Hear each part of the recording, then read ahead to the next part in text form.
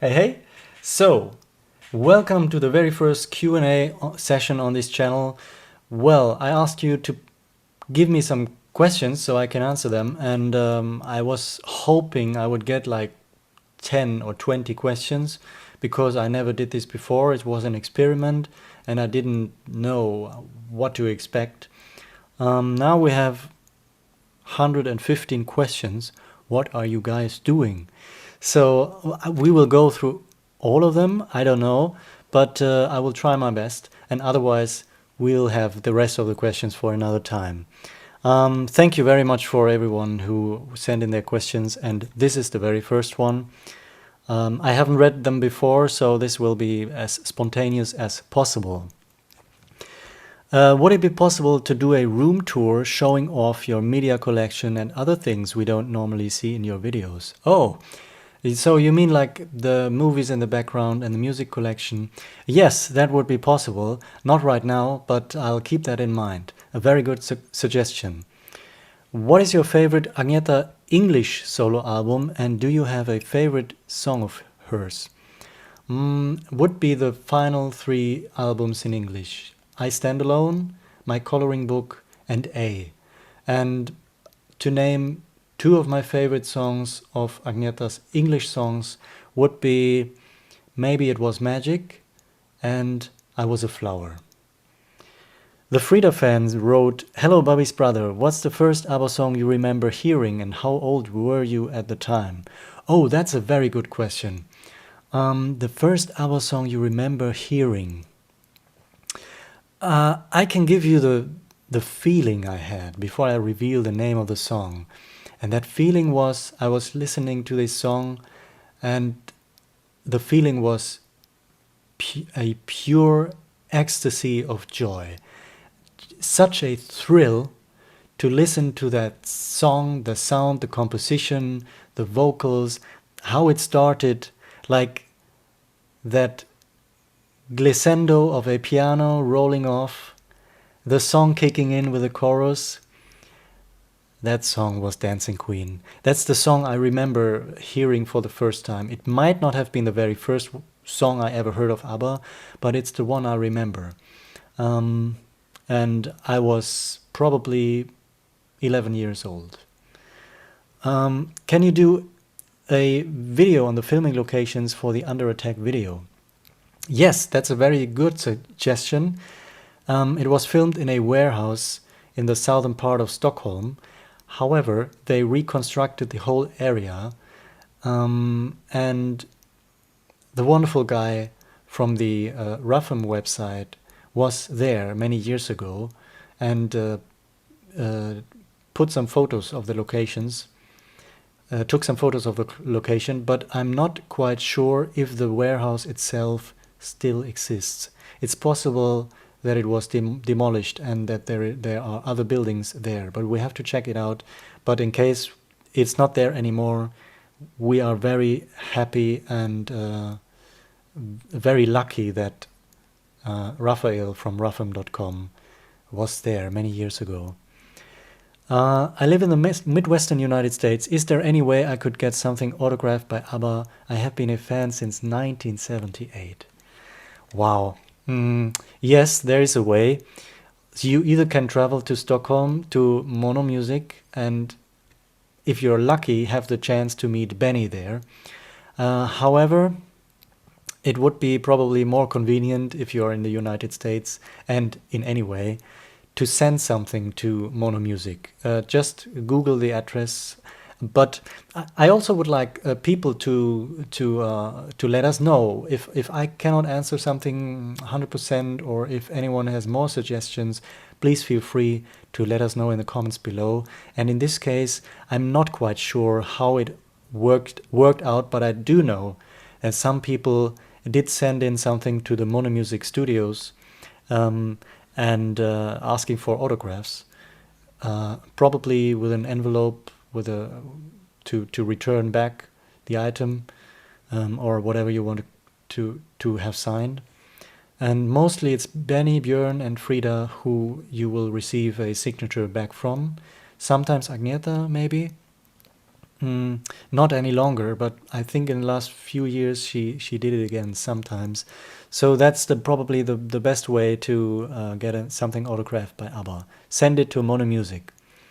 Not really a question, but what are your thoughts on using AI to perpetuate ABBA? For instance, dubbing Agneta and Frida's voices into some of Benny and Björn's music after the breakup, or using Agneta and Annie Fried's voice on some of the Josephine Nielsen songs or other adaptations. That's a very good question. Those examples that you have given here are actually what has been on my mind for quite some time. I'm very surprised that we didn't get artificial, intelligent, dubbed songs yet. It's like ABBA songs that could have been. I'm not aware of any such songs.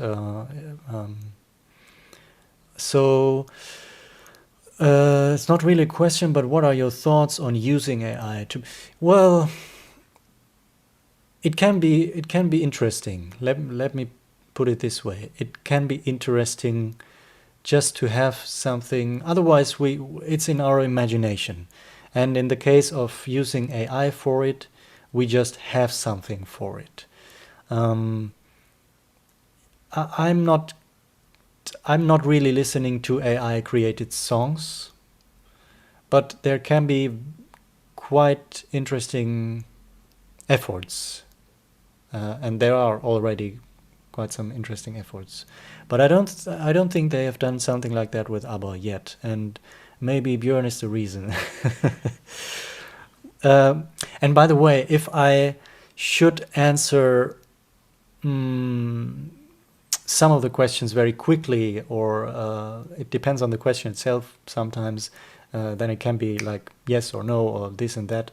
Or if I should skip some questions for time reasons or I didn't see it, it's never personal. If my answer to your question is going to be shorter than another one, it's never personal, of course. It's just I'm just going through the questions, and I'm very grateful that we have so many. So what are your top 3 ABBA songs tracks? Tough one. Are your favorites the same now as they were originally, or have your favorites changed over the years? Maybe the Voyage album tweaked some of the songs in my list. My top 3 ABBA songs would be The Day Before You Came, Dancing Queen, and The Winner Takes It All. But I also would like to mention One Man, One Woman and Take a Chance on Me. A question already asked previous show, why is there still not available a full-length live film of the 1977 tour? I cannot answer that because I don't know why they haven't revisited the footage. Probably because they don't have the idea for doing that, or they don't have the interest in doing that. I don't know. Why is it that all 4 members of ABBA have inexplicably always had a low opinion of the wonderful, magnificent, incomparable Angel Eyes? Is it so? I don't know. I was under the impression that Björn and especially Benny are quite fond of Angel Eyes, but I would have to check back about that in the books we have from Carl Magnus Palm. I think I remember that he quoted Benny by saying that it turned out well. In any case, they did exchange one of the songs they recorded for Voulez-Vous in favor of Angel Eyes. So, yeah. But they never performed Angel Eyes anywhere, and we don't have a music video. Maybe that's what you mean by low opinion? I'm not quite sure. I didn't have the impression that they had a low opinion on Angel Eyes. Do you think Benny Andersson could or would please ever release an album of his own harpsichord music? So, I'm not quite sure what you mean by harpsichord music, but Benny did release a piano album in 2017. Maybe that's what you're referring to, I'm not sure. Do you know if all 4 members of ABBA still consider a failure the highly undervalued and highly underrated Summer Night City? I think they've grown fond of it, but I could be wrong.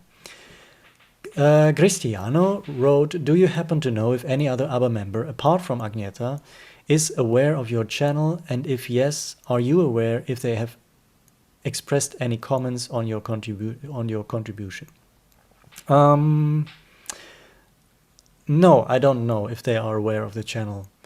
When I was at the ABBA Voyage show for the world premiere, I was in front row, and I told that story before on the channel. All four members of ABBA were on stage, the real ones, on that night. Wow, and I saw them, and I was looking at them, and I was looking in this direction, and then I saw that Frida was trying to make eye contact with me, and then as soon as I turned my attention to her, she was waving at me, a little extra longer. That was my impression. I could be wrong, I wasn't the only one in the room, but that the timing and the situation felt like she was waiting for me, and then she connected with me. Maybe she recognized me in that moment, standing there in front row. As I said, I could be wrong, I'm not sure, but that was such a moment. I'd like to believe that's how it is, but I'd like to not only believe it, it felt like that. So maybe Frida is aware of it, but Agneta is aware of the channel, and likes it, which is crazy to think. Do you love the Mamma Mia movies? I really enjoy Mamma Mia the movie, the first one. I think it's a terrific film. It has an incredible pacing, timing, dialogue, atmosphere, songs, flow. It is a grandiose film. I'm not so sure about the sequel. But I would have to revisit it a few more times, maybe. There have been many discussions among the fans about the sound quality of the several re-releases.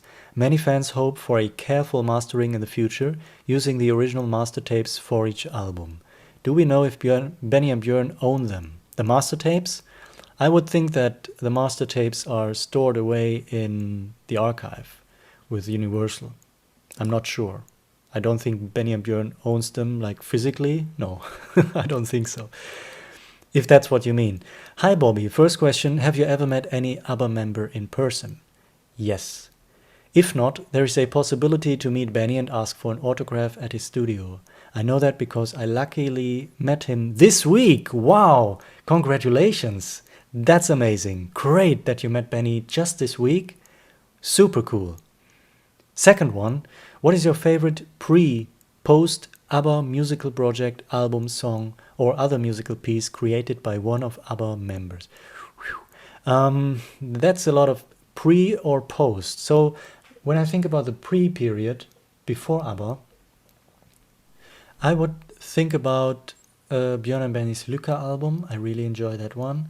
I like Agneta's Swedish solo stuff, especially the third, fourth album, Elva Kvinnor album, Frida Ensam, although those two are mid-ABBA, not pre-ABBA. But I really have to mention Frida's debut album, simply called Frida, from 1971. It's magnificent. That is one of my favorite pieces of before ABBA, from before ABBA. Also, when I think about Benny's band, the Hepstars, I have to mention their album from 1967, or was it, I think 68. It's been a long, long time. Listen to that album. It's a forgotten jewel, in my opinion. It's been a long, long time. From 1968. Great album by the Hepstars. Amazing album. Like Baroque pop at its finest. Little bit of Pet Sounds, little bit of Sgt. Pepper in Hepstars style. That's what I feel when I listen to it. And a great album. And after ABBA, I would just like to single out the Christina album from 1996, Christina från Duvemåla. That's a musical pinnacle of Benny Andersson, because he wrote the entire music. 3 CDs, wow. Such a variety in that album. Those are some of my favorites. Yeah, yeah.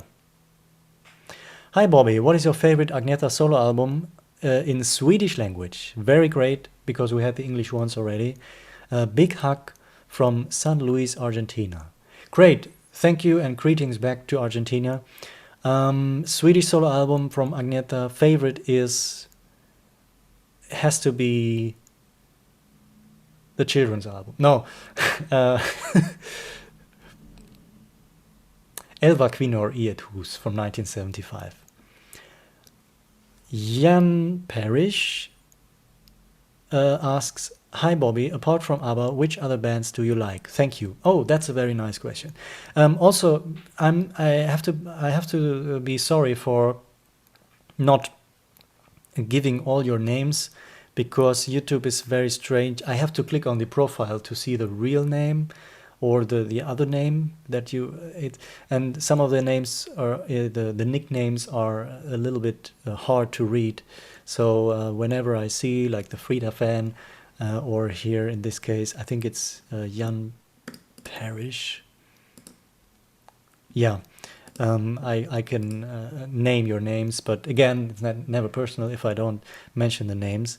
Other bands that I do like are the Beach Boys. But before I go to this list, I have to say that there is never any other musical artist that I am connected as much as I'm with ABBA. But then you do discover other music, other musicians, groups, artists for good measurement and good pleasure. And my favorite band, if we don't talk about ABBA, I would say my favorite band is the Beach Boys. Definitely the Beach Boys. Just for their story, the brotherhood, three brothers, the Wilson brothers, Brian Wilson, and the variety of musical styles that the Beach Boys have is incredible. So most people, when I mention Beach Boys, do think of their surf music, the early stuff, the 60s music, which is terrific itself already. But then you go on into the 70s, wow, they have treasures of albums in that decade, which are often overlooked. A tremendous artistry from start to the end.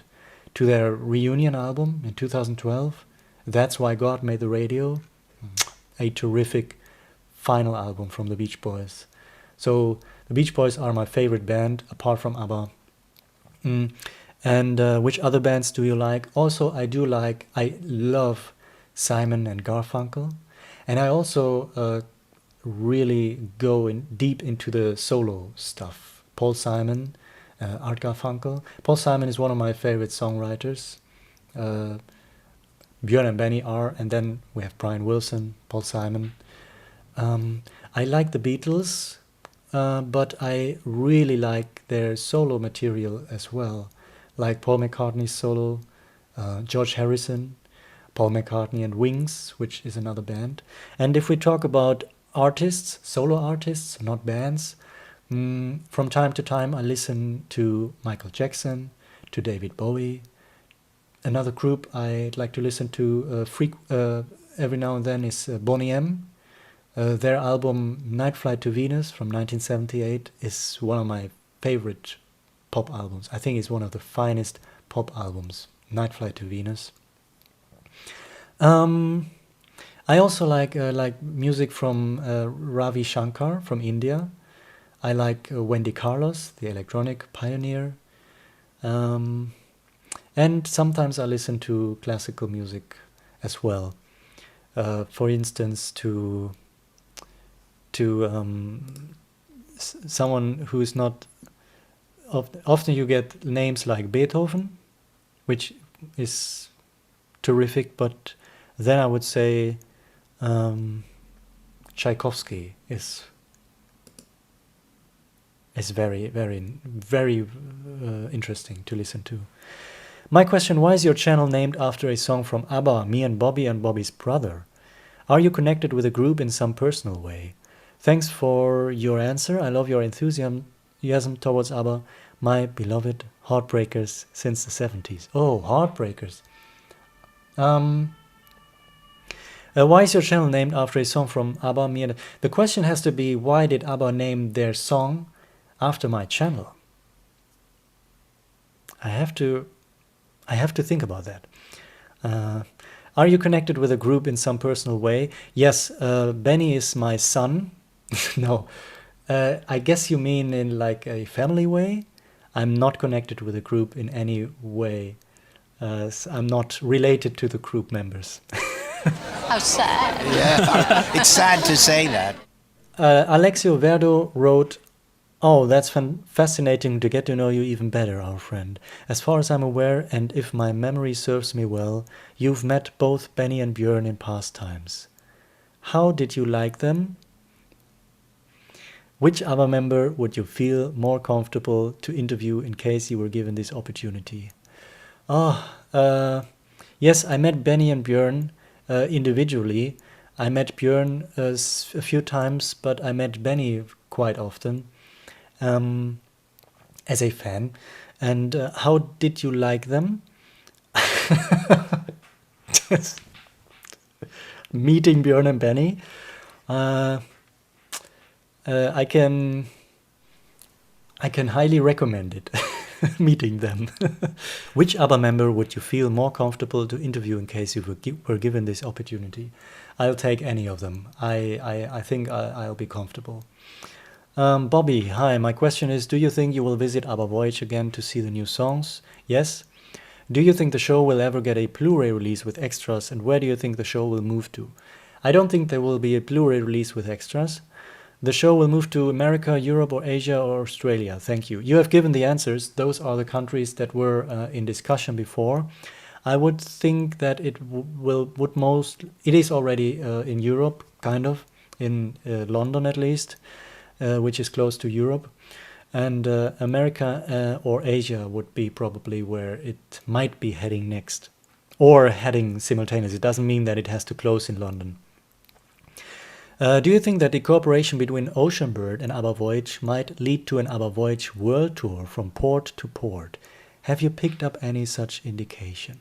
Yeah, I picked up that indication indeed from that interview from Ludwig and Benny. I think the idea was, at least originally, to have the ship going from port to port and transporting the arena or something like that. So could it lead to that? Maybe. It's an interesting cooperation. Hi, Bobby's brother. Do you personally think ABBA will ever officially release their recordings of Just Like That? Thanks in advance, Frankie. Greetings to Frankie. Someone replied, no, they won't. And I say, yes, they will. But questions like this, like, do you think this will be released? Do you think this is, or why do you think this hasn't happened yet? I can only give you my opinion, of course. It's not like I do have some inside knowledge about if something will get a release or not. So don't take it with a grain of salt. It's just my own reflection of things, my estimation, a little bit of hope maybe. So in that case, I will say yes. Just Like That will see the light of day someday, in my opinion. I'd love to see you ranking the studio albums from your least favorite up to your number one. I can give you my number one for the moment, and that's The Visitors. Do you think the 2 unreleased songs from The Voyage will ever be released? Yes, I'm positive about that. Hi, my questions are, what do you think would be on a Voyage Deluxe Edition? I don't think there will be anything on a Deluxe Edition for Voyage. I don't think it will happen, at least not anytime soon. Why has there never been an Agnetha DVD? And lastly, when is Benny going to give us Just Like That? So we had that question. Yeah, we never had a DVD from Agnetha, really, like the Frida the DVD, which is very unfortunate. And I don't think it will... Well, the question is, why has there never been? I'm not sure. Maybe it has to do with Agnetha not being interested in giving her okay. Maybe someone never had the idea, or it never came up in discussions for solo releases. It's very seldom that we get solo releases from the ladies, like archival releases or re-releases of their solo albums. It's not too often, and it's unfortunate we didn't have a Agneta DVD. There's so much great stuff. But what we did get in recent years is on the Swedish SVT player. We did get some shows, the complete A for Agneta special from 1985 and the complete The Heat Is On special from 1983. So those are some treasures that the SVT website shared, and I think it has been uploaded on YouTube as well. Try to find it there, at least. BB, first of all, I have to say just thank you for doing these incredibly meaningful videos with such dignity towards ABBA. What you're doing here with this channel is priceless, as we all be able to get together as fans and know valuable information through your thoughtful videos. So thanks a lot. Thank you very much for watching my videos. So my question for you is, do you think we'll be fortunate enough to be able to listen to ABBA's 2 unreleased outtakes from the Voyage sessions? Again, yes, I think they will be released at some point. Well, what do you think the secret ABBA project Björn is currently working on is? He's mentioned it in just one recent interview, and it's clearly something additional to his AI-powered musical. Would love to hear your ideas, BB. Yeah, this comes from a Starlander group. Oh, great. So, the secret ABBA project Björn is currently working on. He mentioned in one interview, yeah. And I have no idea. I could only guess. Maybe it has something to do with the Ocean Bird theme, with ABBA Voyage, like updating it. But I'm not sure. It's a secret. I can't tell you. No, I don't know. I really don't know. But let me think about it. And it would be interesting if others would. You are all welcome and invited to discuss that topic. Björn's secret ABBA project. What could it be? Hi, Bobby's brother. I know you have spoken a lot about the ABBA archives in past videos. What are your thoughts on it? On the archives? Do you think it is likely we will ever see anything else new from the archives, and particularly the 2 Voyage songs? Benny called sort of good stuff. Yeah, so thanks and love your channel. Thank you very much. Deanderecho, I think is the name, Deanderecho. Benny called the 2 Voyage outtakes sort of good stuff, and I think when Benny says it's sort of good stuff, I think that means that the quality is really good. So I don't doubt the quality of the 2 Voyage outtakes, the 2 additional songs. And as I said, I'm positive that we will see the light of day of those. And something else from the archives. Yeah, I'm positive about that. ABBA Notion official wrote, "Hello Bobby's brother, would you be interested in collaborating on a very special ABBA project I am planning over the next few months?" Wow. Also, thank you for the amazing videos. Well, thank you for the amazing Instagram channel. I really enjoy that, the ABBA Notion Instagram channel. And yes, I'd be very much interested in collaborating. So just let me know about that in an email. You can write an email to me. You'll find it on the YouTube channel, or just send me an Instagram personal message. Thank you very much for asking me. Of the solo careers of Frida and Agneta, what are your favorite solo songs from either one? Can be pre or post ABBA. My favorite of Frida is, of course, There's Something Going On. My favorite of Agneta is Can't Shake Loose, both written by Russ Ballard. Yeah, great choices. And about the English stuff, especially from Frida, I would agree that I Know There's Something Going On is masterful. But I really have to mention from her period before ABBA, I'd like to mention the song Barn and Sover from her debut album, the closing track. I'd like to mention her Swedish cover of Send in the Clowns, the closing track of Frida Ensam. Wow, what a recording. It's magnificent. if you're not familiar with it, what are you doing? Listen to the Frida Ernstam album from 1975, and to that closing song. Wow, those come to my mind as favorites. Her version of Björn and Benny's Lycka is great. And from Agneta, I already mentioned Maybe It Was Magic. So the next question is, Dear Bobby, I think that many questions about ABBA's music has been answered by you in your own videos. I mean, about your musical preferences, etc. So more personal questions would come to mind about the man behind the videos, though I totally understand you protecting your privacy. Nevertheless, I'd be interested to know how much time you spend in average on putting a video together, and I'd be really curious to know what is your education or profession, asking myself sometimes if you are more a mathematical, natural science type of thinker or more into language, music, history, etc. Many YouTubers about ABBA are not as analytic, calm and collected, but rather sometimes a bit overexcited. So I often wondered how come you are as passionately into ABBA, but at the same time staying very cool and articulate on that matter. By the way, that makes watching your videos so pleasant. It never becomes hectic or too emotional in style. I consider myself a long-time fan of ABBA since very early 1978 as well, like the other one, but never digged so deep into their music and side projects, so I really enjoy the videos. My deepest respect for the time effort to collect everything for us fans for free.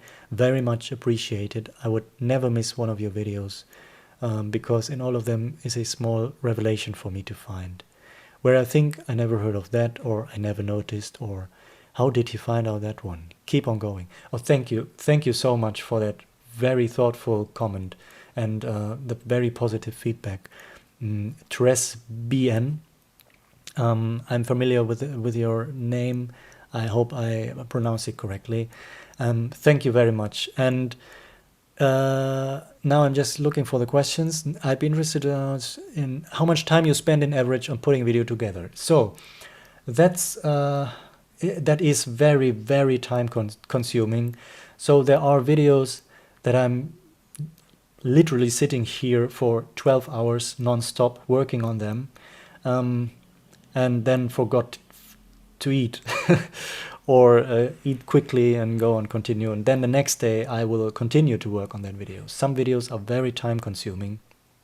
The most time consuming aspect would be writing the text, doing the research, and the editing can be very time consuming as well, even like tricky, just small things that no one notices in the end, but I work on them for like an hour, and I enjoy it very much. So that's how time consuming it can be.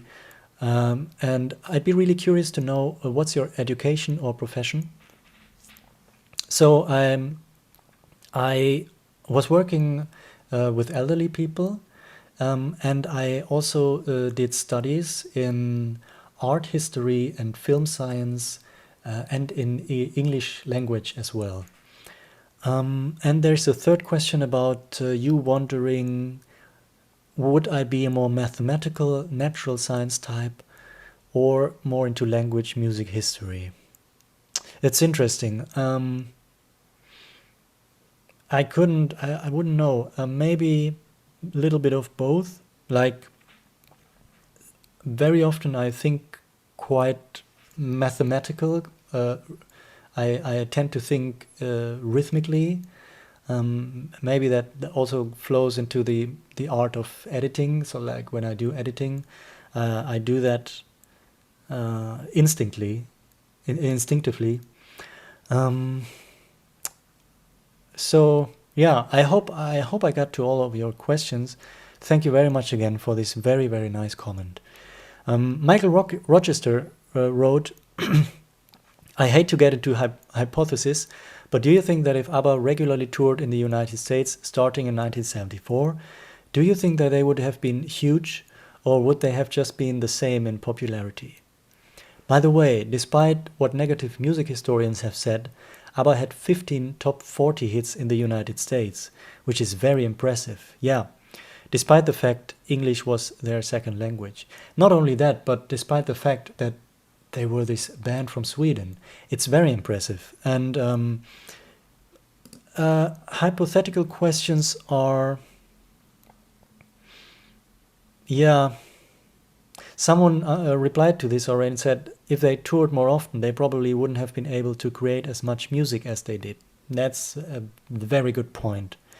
Björn and Benny have repeatedly said they worked long hours to create the strongest songs possible, and they couldn't compose when touring. Yeah, one would have killed the other in some way. That's a very good point. And otherwise, I would have said, depending on their back catalogue back in the day, and if they would have continued to tour the States more often, like every year, yeah, the creativity would have suffered a lot from that. I'm in that way. I'm very glad they didn't do it, to be honest. And after all, nowadays ABBA did arrive in the United States to some extent, anyway, through Mamma Mia musical, through the Voyage album, which was the most successful one there. Yeah, and then it depends on the tours themselves, I would guess. Would they have been spectacular enough?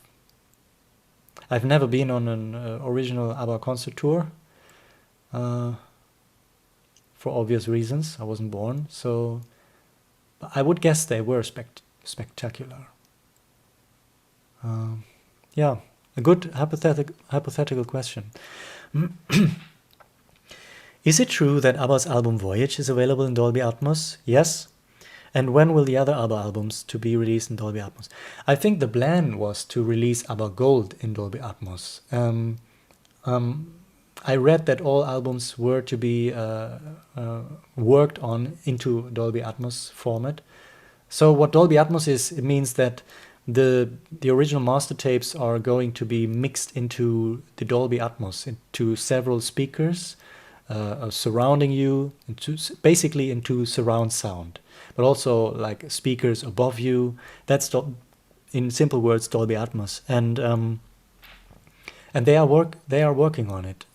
So far we got the songs Waterloo, Gimme Gimme Gimme, A Man After Midnight, and Lay All Your Love on Me in Dolby Atmos, and the Voyage album, and I discussed those on the channel in detail. And the very nice thing about the Dolby Atmos mixes is that it gives us the technical opportunity to split the tracks, so we can listen to isolated vocals, isolated backing tracks, and that is really cool. It gives us, in my opinion, it doesn't replace the original stereo mixes, and that's not the point, I guess. But it gives us a new understanding of the layers. In those Dolby Atmos mixes, I could hear some elements and instruments and backing vocals that I've never heard before in that way, in such a way. So that's the very nice thing about Dolby Atmos. And I'm not sure what's the current situation about releasing them. And also, I would like to make clear that I'm not a fan of remixing old stereo mixes into new stereo mixes. So that's not what ABBA is doing with this. Definitely not. This is something very different. It's for me, and in my estimation, it's an alternate experience, the Dolby Atmos format. So yeah. What order did you first listen to all the albums? Many fans discover ABBA through their hits on the Gold album, then branch out to try the other albums. Was your ABBA journey similar, or were you exposed to the group's lesser-known songs early on? Yeah, both. It was similar, but I was exposed to their lesser-known songs as well. So my introduction was also a compilation album, but it was the definitive collection. And wow, what a great compilation that was. But I do remember that the later songs, starting from Super Trooper, The Visitors, 1982, didn't grab me at first. So I didn't skip them, but I was drawn much quicker into the songs before Super Trooper. I do remember that. And by now, of course, the later songs, the later albums, Super Trooper, Visitors, and now Voyage, that last trilogy, I would like to call it, are some of my big favorites.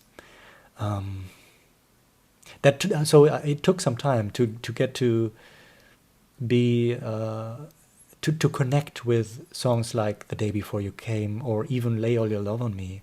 I do remember that took some time in the beginning, but then very quickly I said, after listening to this compilation and knowing all the songs, I said, I need more albums by that band. I need more ABBA albums. And the first two studio albums I got were Waterloo and Super Trooper. Two examples of the complete opposite of the spectrum, basically.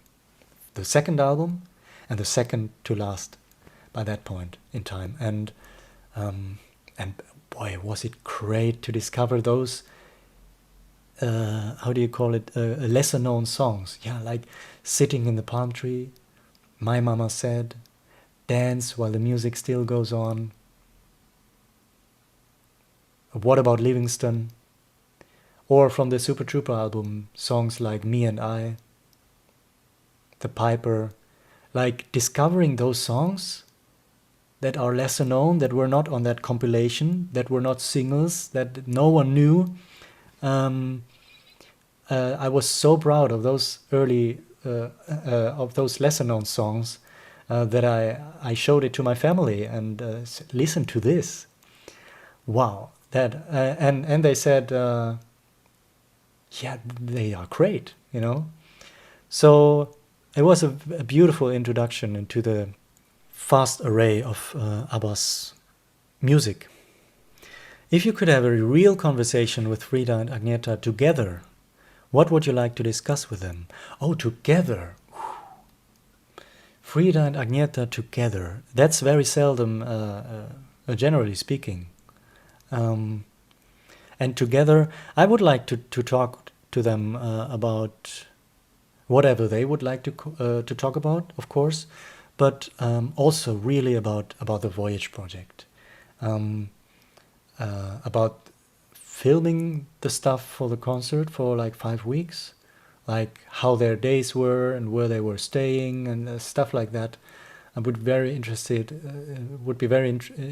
to know about the daily stuff from that Voyage period, which took several years, even the album, to make.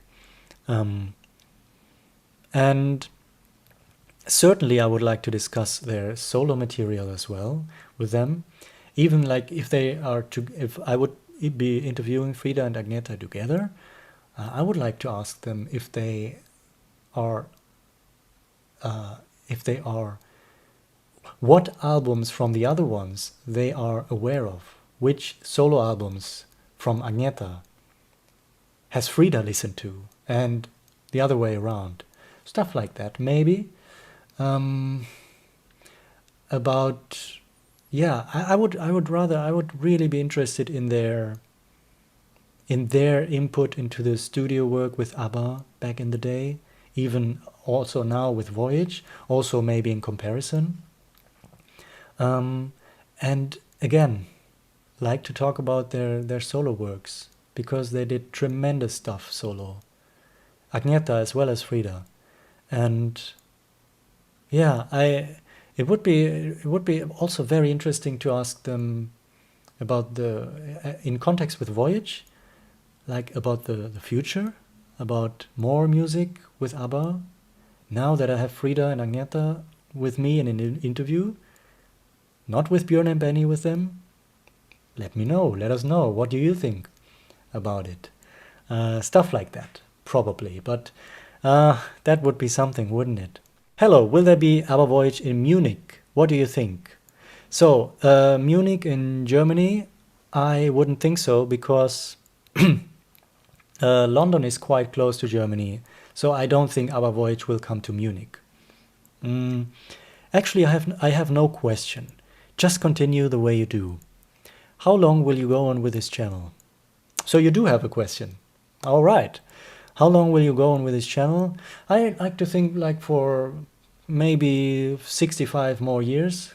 No, I don't know. I really don't know. What is the best remastered CD with the best sound? I don't like the sound of the deluxe editions. Yes, I understand that. And that was an aspect I didn't really talk about in the previous video about the deluxe editions. I was focusing on content-wise. And the bonus tracks, like the later albums, do sound quite good, better than Arrival and the album from the deluxe series, because Arrival and the albums were picked from the 2005 remasters. And only with the Voulez-Vous Deluxe Edition they started to remaster them again. I don't care much for remasters. I have to say I'm all for the original 1980s first CD releases from Polar or Polydor. I think those are the best masters if it comes to collecting ABBA's original music. Yeah. Not sure, but wondered if the royalties from Mamma Mia is given to just a man or all four members. That's an interesting question.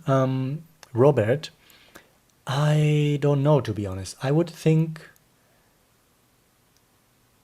only to Björn and Benny because of the songwriting. So if anyone has more insight knowledge into that, please let me know. Please let us know.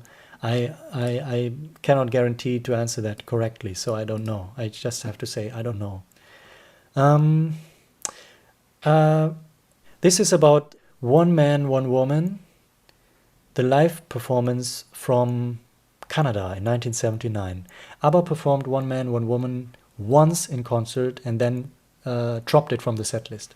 On their very first concert in 79, they performed it live. And apparently, this one says, I think someone have uploaded the live version of One Man, One Woman for sure in the 1979 Wembley playlist, but it's already disappeared around mid of 2024. I don't know if it was a mistake or something, but I hope I could listen to it again. Wow, so if One Man, One Woman live from ABBA from 1979, that one performance, which was recorded on bootleg. We know that it was recorded, but it's not really out there. But apparently, according to this comment, it was uploaded on YouTube a few years ago, or 1 or 2 years ago, but has disappeared. So if that's the case, I missed it. And I must say, regrettably so. I would love to listen to the live version of One Man, One Woman from 79. If anyone was lucky enough to catch it, like to download it, to keep it, to archive it, and is willing to share, or yeah, that would be something. Wow. Congratulations to all of you who did get it, if it was actually uploaded. What is best news you find in the archives? What is best news you find in the archives? I'm not quite sure what that question means. Great. Yeah, Frida, the DVD from 2005, exactly 20 years ago. And a great documentary for Something's Going On, which was part of the DVD. Like 3 or 4 hours of footage, that DVD is gold. Frida even giving interviews about all of it. Wow, that was something. Yeah, one of the best ABBA-related DVD releases, in my opinion. Frida, the DVD. A fully remastered version of Dick Cavett Meets ABBA is long overdue with all the songs they performed in April 1981. How do you see the possibility of that? Hopefully, the original recording exists in perfect condition. Yes, it does. The original Dick Cavett Meets ABBA TV show exists in perfect condition in the archives. because it was recorded on multi-track tapes. Speaking about the audio, just a live recording, and I was talking about that in our latest video, in the video about the deluxe editions. Towards the end, when it comes to the Visitors Deluxe Edition, I was talking about Dick Cavett meets ABBA and about the possibility of just releasing those 9 live songs as a live album. How do you see the possibility of that? Oh, I think it's possible. Is it likely? Maybe. I really hope so. I don't think they think about those 9 songs very often, probably. About that live, that final concert, mini concert. It's a terrific final concert, a terrific concert. As I said, with so many great lesser known songs, they never performed live again, of course, but they also songs they never performed at all anywhere else, like Me and I, On and On and On. Well, On and On and On they performed on playback, to playback, but Slipping Through My Fingers, 2 for the price of 1. A great selection of songs, great atmosphere, that dark, melancholic Visitors atmosphere. It's there, but it's ABBA at their very best live, with all their rock arrangements as rocky as possible. It's great. It's a terrific concert in my opinion, and I wish they would release Dick Cavett meets ABBA, or Live in April 1981, as they called it on the DVD, like as a live LP. It would be just beautiful, very simple. Yes, I would be all for that. All right, where did you learn to edit in your videos? Cristiano replied, oh, he's a specialist on that. He many times so skillfully transported me back at the time of the various ABBA periods, as if he had also lived it real time the way we did then. I sometimes ended wet-eyed from the convincing sense and impact of some of his videos. Wow! Oh, that is beautiful. That is very... Wow! I had no idea. Thank you very much for this very positive comment. The question was, where did you learn to edit in your videos? I talked about it before. I just did it. Started editing. I've always,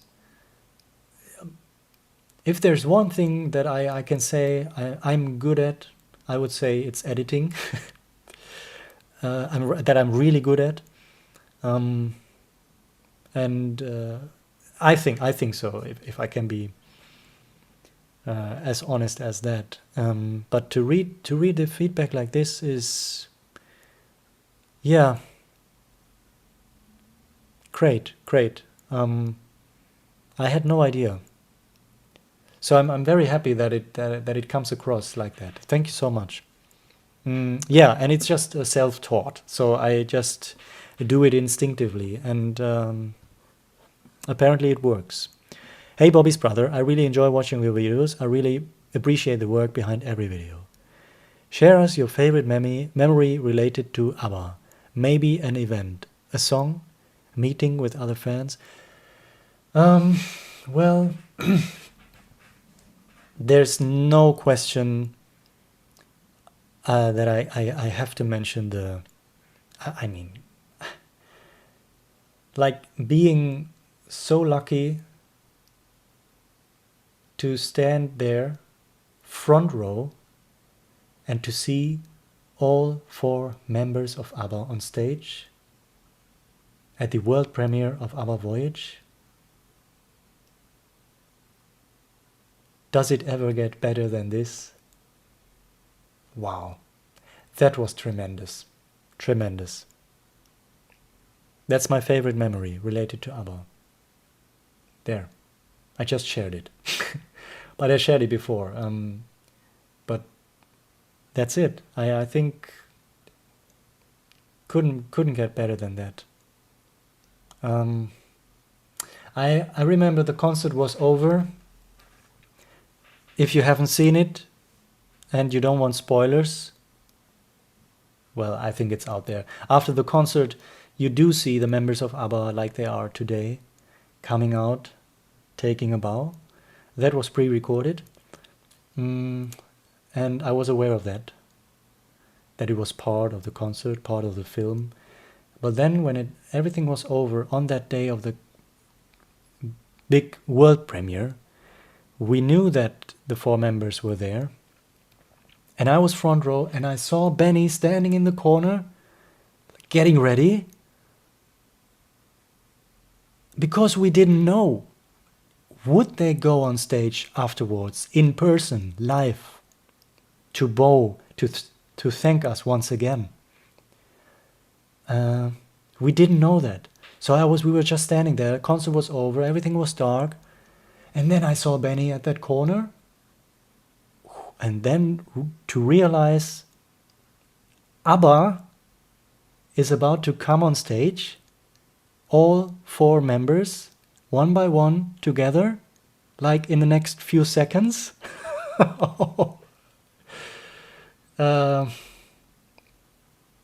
I will never forget that. And I will never forget the sound of the people behind me as soon as ABBA was on stage. Incredible. Incredible. I get goosebumps just thinking about it, thinking back. I never forget that. And the moments afterwards, I was just standing there, couldn't believe it. Because it was so quick. And over. Yeah. That's my favorite memory of seeing ABBA. Great. Really, really amazing. Really amazing. And I'm very, very grateful for that opportunity. Bobby brother, I like your vlogs very much. My question, you are so young. How did you become an ABBA fan? Thank you for your answer. Esther from Hungary. Esther from Hungary. Thank you very much for the question. I was even younger when I became an ABBA fan. I was, said it before, 11 years old. It was in 2004. And I was never drawn to any particular artist, band. I was just listening to music on the music channel, MTV, this and that. There were music channels back in the day on television. And it was 2004. And all of a sudden, there was a music video called Our Last Video Ever. And I said, all right, okay. The elevator opens at Stockholm, 1974. I said, what's that? 4 puppets were featured in the video. Puppets of ABBA. I wasn't aware of ABBA at that time, not really. And then the music came on, the original songs. Waterloo, Dancing Queen, Take a Chance on Me was the first one. And I just thought to myself, how is it possible that there are 4 puppets? Like, where is this music coming from? What's that? Who is ABBA? So I wanted to know who ABBA was. And I started to research, and I'm still trying to find out who is ABBA. That's my introduction. ABBA, the last video, or Our Last Video Ever, from 2004. I was hooked. Also because of the entire video, like the things they were saying. Now in hindsight, I know that everything they say in this video are quotes from original ABBA songs. Back then, it was just, what are they saying? It's very interesting dialogue.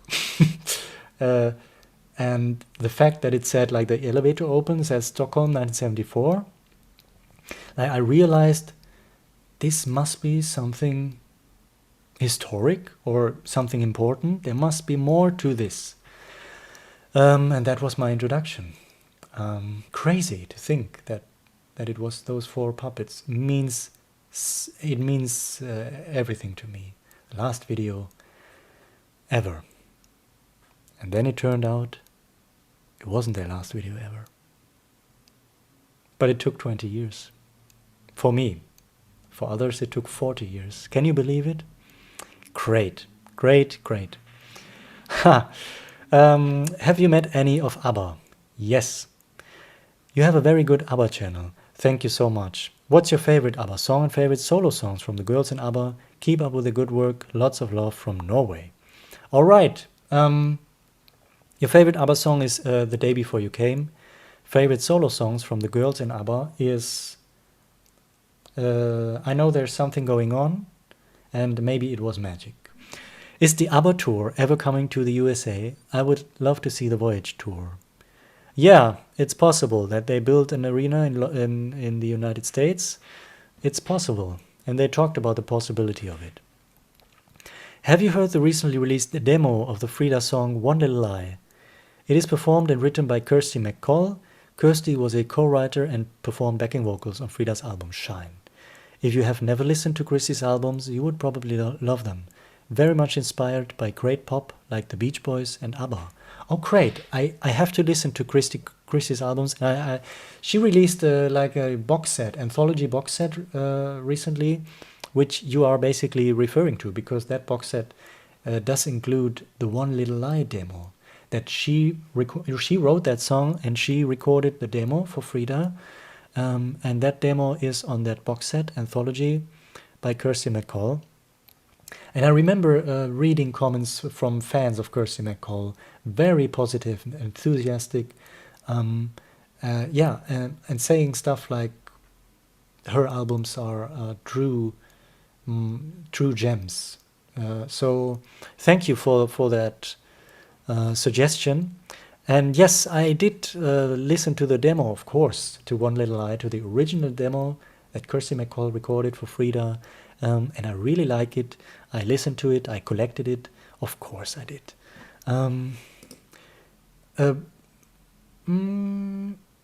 Someone asked where I have to translate it here because it's written in another language than English. I think this is Spanish. Where are the rumors coming from that next year there will be a new ABBA CD? I have no idea where that rumor comes from. I haven't heard that rumor at all, to be honest. Richard wrote, "You're always so professional and gracious about the ABBA members, but is there anything they have done that's made you slightly mad?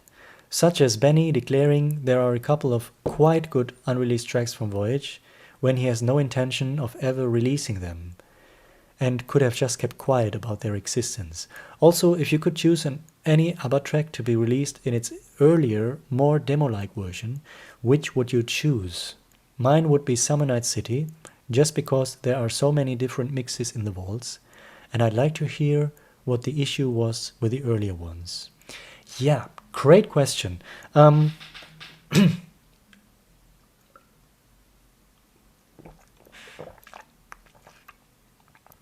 Let me go to the first question first.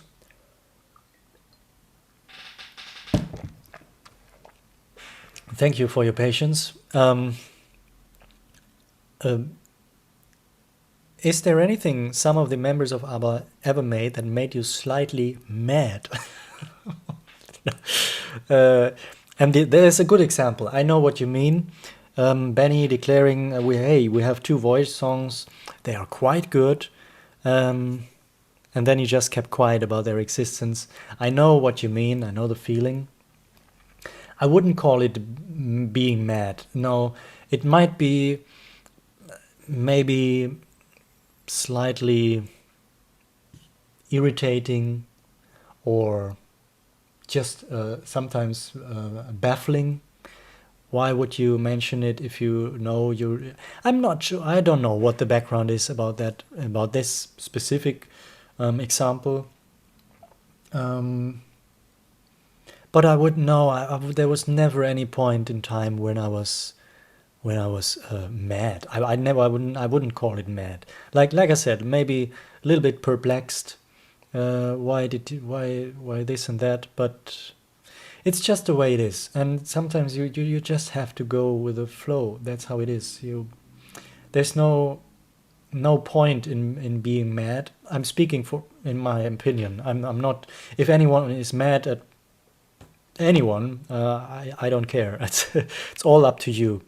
I'm just speaking from my perspective, so that I would say, yeah, I can't think of any being mad. No, no, I don't think so.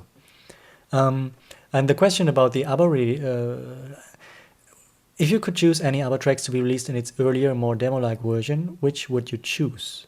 Yeah, it's a great question. There are so many good examples. Summer Night City, I agree. The final mix is very compressed. The earlier mixes are more dynamic. And the earlier mixes, this comes from the book from Carl Magnus Palm. He describes the earlier mixes as a more dynamic. You can hear different instruments that you just don't hear in the final mix. That would be very, very interesting to hear. Summer Night City, early mix. But also, like there's an early version of Eagle, which I think Carl Magnus Palm describes as like a campfire version, with all 4 members of ABBA singing and being more acoustic. That would be very interesting to hear. And then I think there is a... Let me quickly check. If I don't... Yeah. There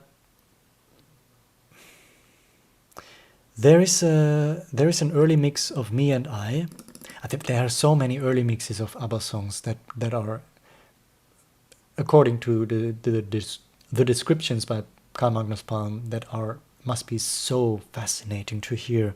And there is one of Me and I, is an early mix where you can hear laughter.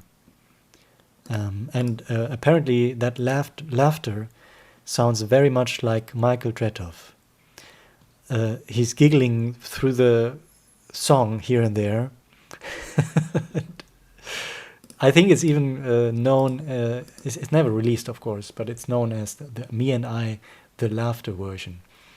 It probably depicts the schizophrenic thematic of the song very well, I guess. And could you imagine? And if it was Michael B. Tretow, wow, that would be one of the very few cases where we have an ABBA studio recording that has other voices apart from ABBA.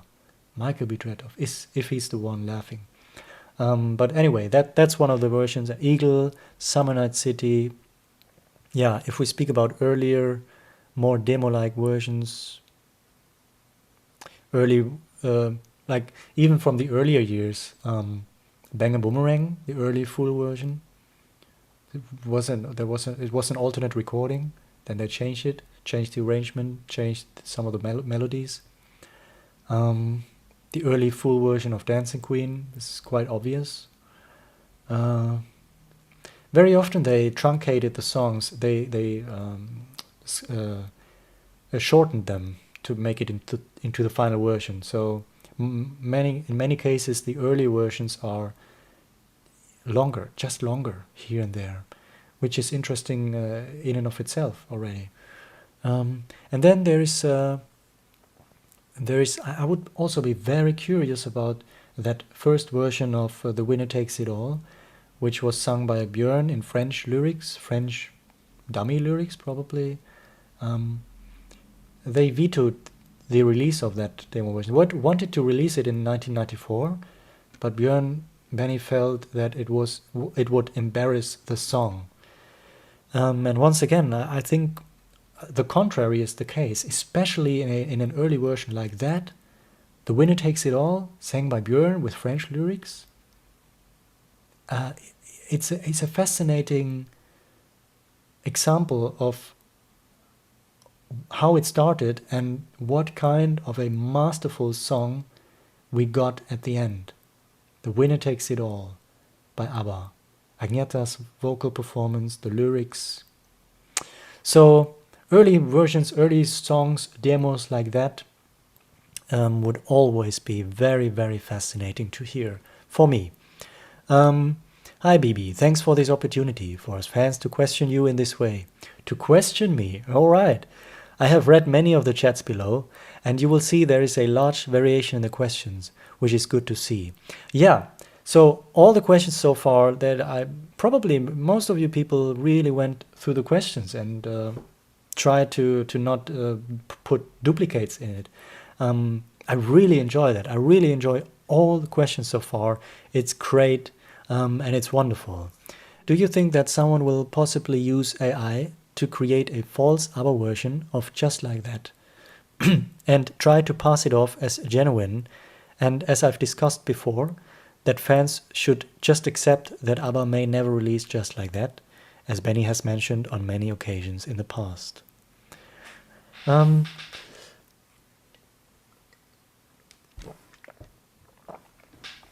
It's a very, very good question. It's a bit similar to something we discussed before, but different, because you ask if I think someone will possibly use AI to create false ABBA versions of Just Like That and stuff.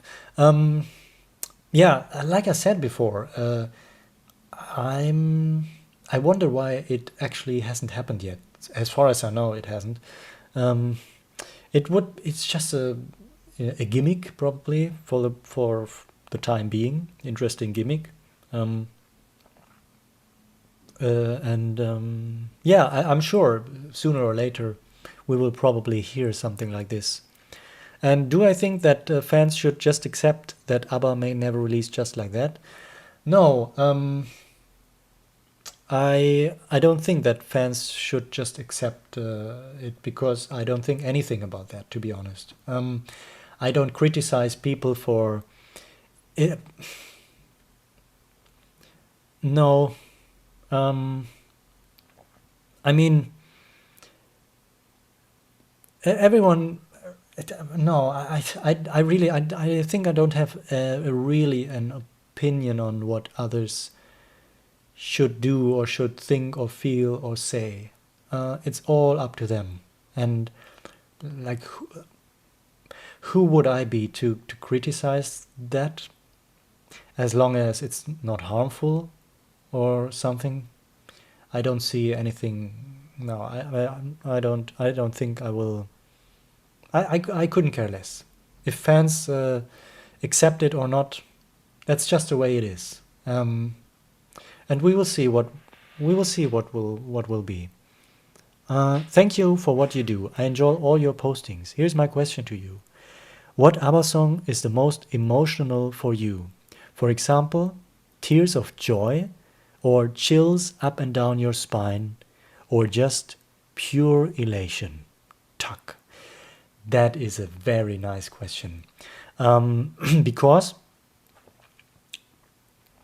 when I think about ABBA songs, the ABBA songs most emotional for you, you know what?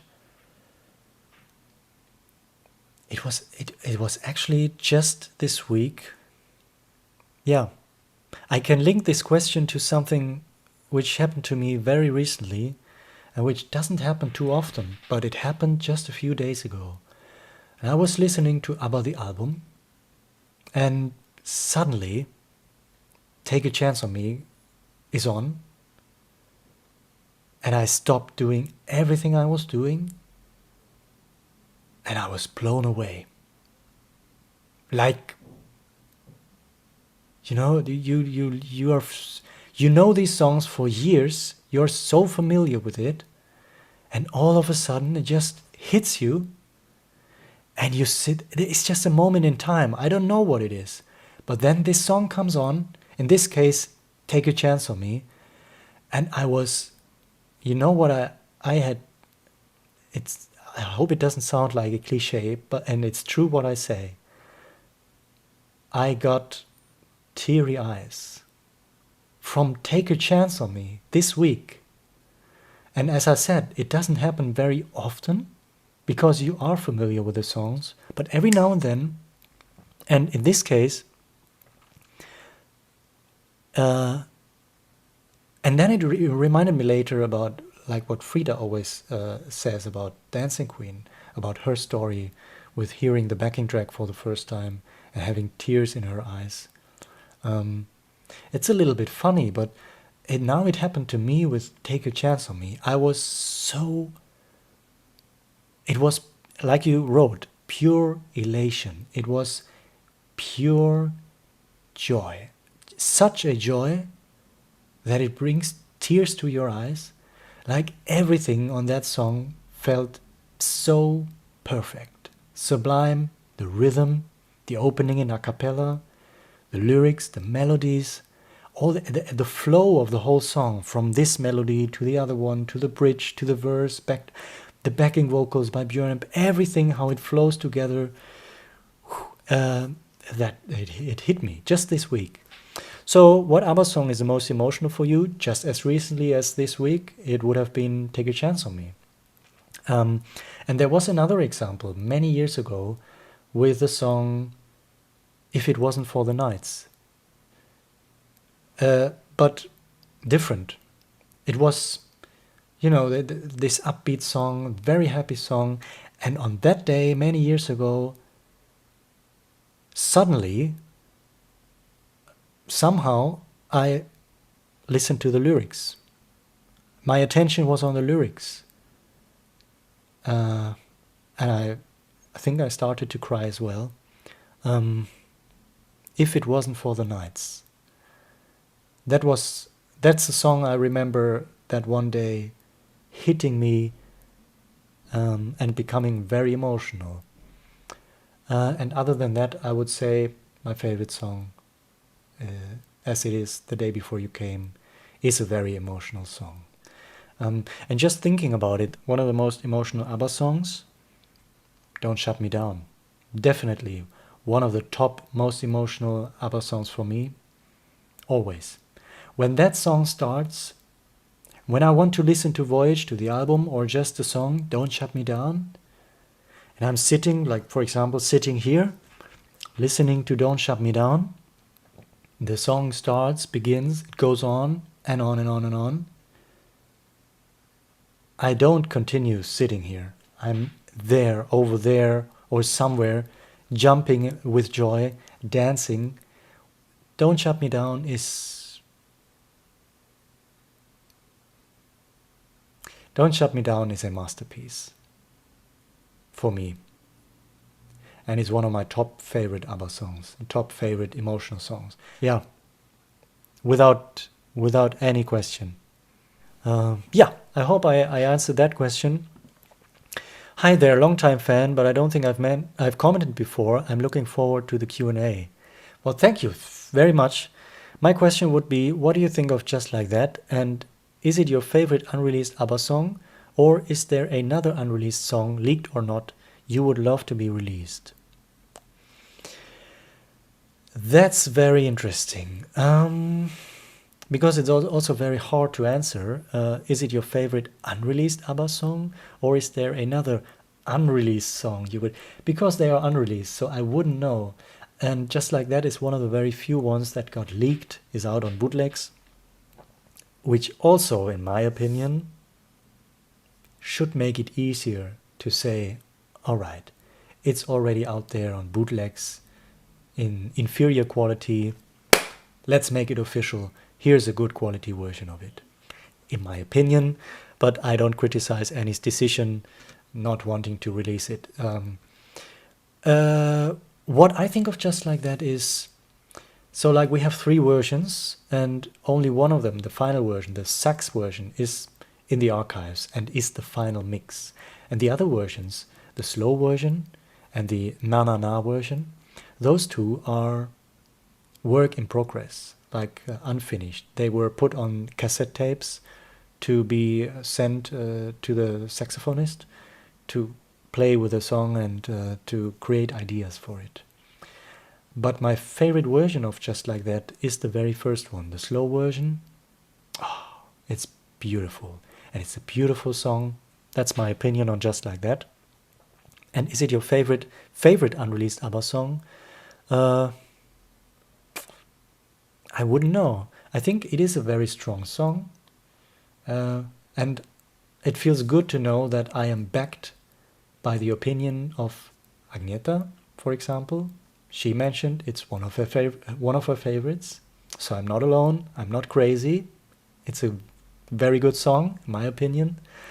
But I think there are so many things, recordings and songs and sessions in the archives, which we know from Carl Magnus Palm's book, The Complete Recording Sessions, which would be so intriguing to hear. Like between the Lykke album from Björn and Benny and ABBA's first album, Ring Ring, they recorded so many songs for a follow-up album to Lykke. Lykke Volume 2, basically. And you could take all those unreleased songs and it would be a full album. There are so many Björn and Benny songs between Lykke and Ring Ring with Agneta and Frida, which are just unreleased in the archives. And I'm so fascinated, thrilled with the early years of ABBA, with the Ring Ring sessions. I really enjoy that period as well. That I think there's so much, and as I said, there's basically an entire album that you could put out, the follow-up to Lykke, which are just so many unreleased songs in Swedish, of course. But then you have other songs, like from '79. There are 2 songs that ABBA recorded after the Voulez-Vous sessions, which are called Lady Bird and The Wind Cries Mary. And then there's another one. Let me just check for this. And it's a Swedish title. This one is called, also from the end of '78, Näm de Fjärden. It's a demo instrumental hymn which Benny played on his Polymoog. And Lady Bird is described as a beautiful ballad compared to the style of One Man, One Woman or Slipping Through My Fingers. And then there is also a complete 1979 live rehearsal show, which ABBA recorded live in the studio.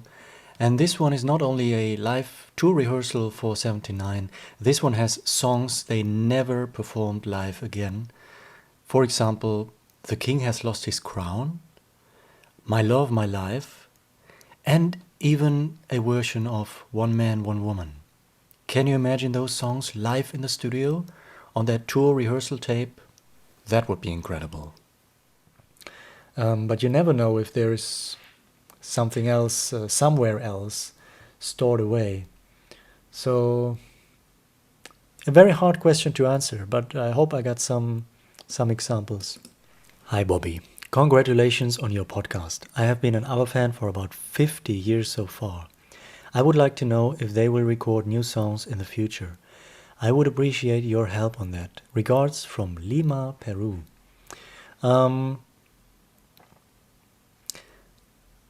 I would appreciate your help on that. If ABBA will record new songs in the future, I don't think I can help with that.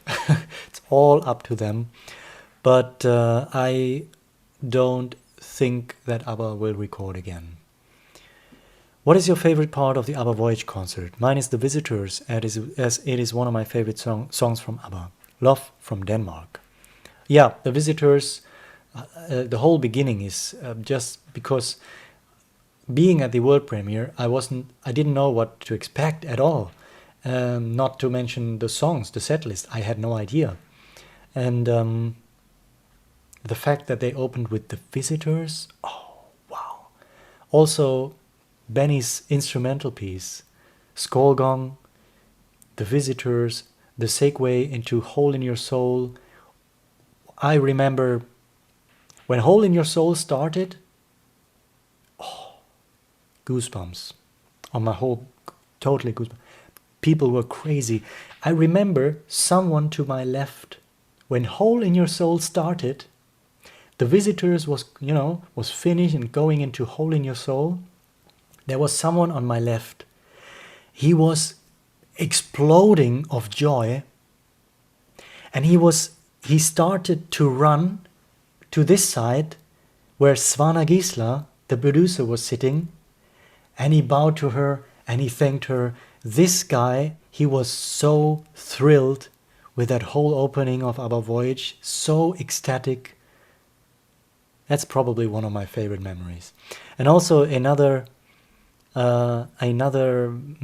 favorite moment of ABBA Voyage concert is Chiquitita.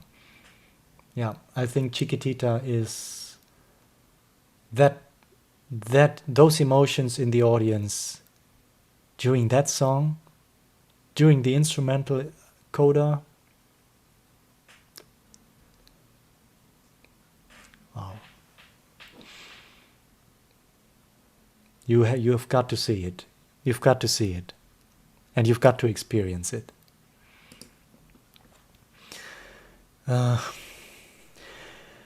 Stephen Stanfield wrote, "Thank you for this wonderful, informative channel. I am from Australia. I am in London for 4 shows of ABBA Voyage. This makes a total of 12 times I have seen the show. 2 questions. Will ABBA Voyage be finishing in London in May 2026? Where will it be going next? Also had a fabulous week in Stockholm and Göteborg last week." I think Göteborg? Gothenburg, probably. Göteborg. Wonderful country, lovely people. Yeah. ABBA Voyage finish in London in May 2026? No. I would be very surprised if ABBA Voyage finishes in 6 months in London. And where will it be going next? So for the last few years, like I said before, we had traveling goals like or destinations like South America, Australia, Southeast Asia. Those countries were mentioned, as far as I remember, as possibilities where ABBA Voyage could head next. But we haven't really heard something now in a while.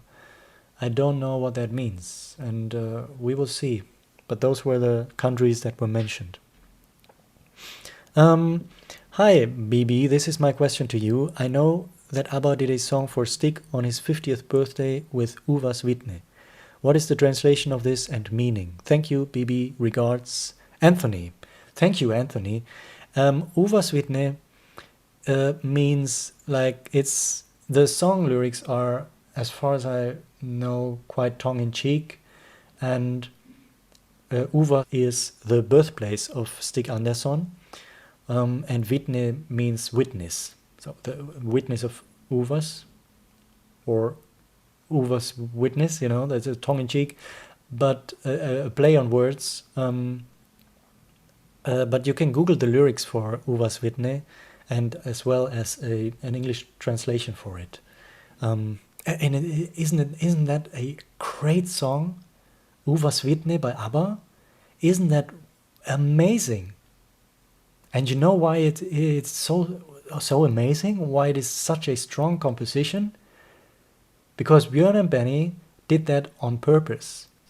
And they said to Stig Andersson, "Here's your birthday. This is birthday song. We made it extra strong under the condition that we will not release it apart from that birthday single." So that's why they made it extra strong. It's a terrific track, as well as the birthday song for Jörl Hanser. Song till Jörl, a beautiful song. And on that one, you can also hear Stikkan Andersson sing with ABBA. Extremely rare, as I said. Never happens otherwise, to have ABBA sing with other people in the recording studio, I should say. Can you tell the story on how you finally reached the Voyage premiere? Who contacted you? Was it the official ABBA fan club in Holland? I admit I was anguished and sad, thinking you won't get there, and then got overjoyed when you did it. It felt as if a part of us had been represented in that event as our ambassador. Second, who fixed that interview with Jürgen Elofsson? How did that happen?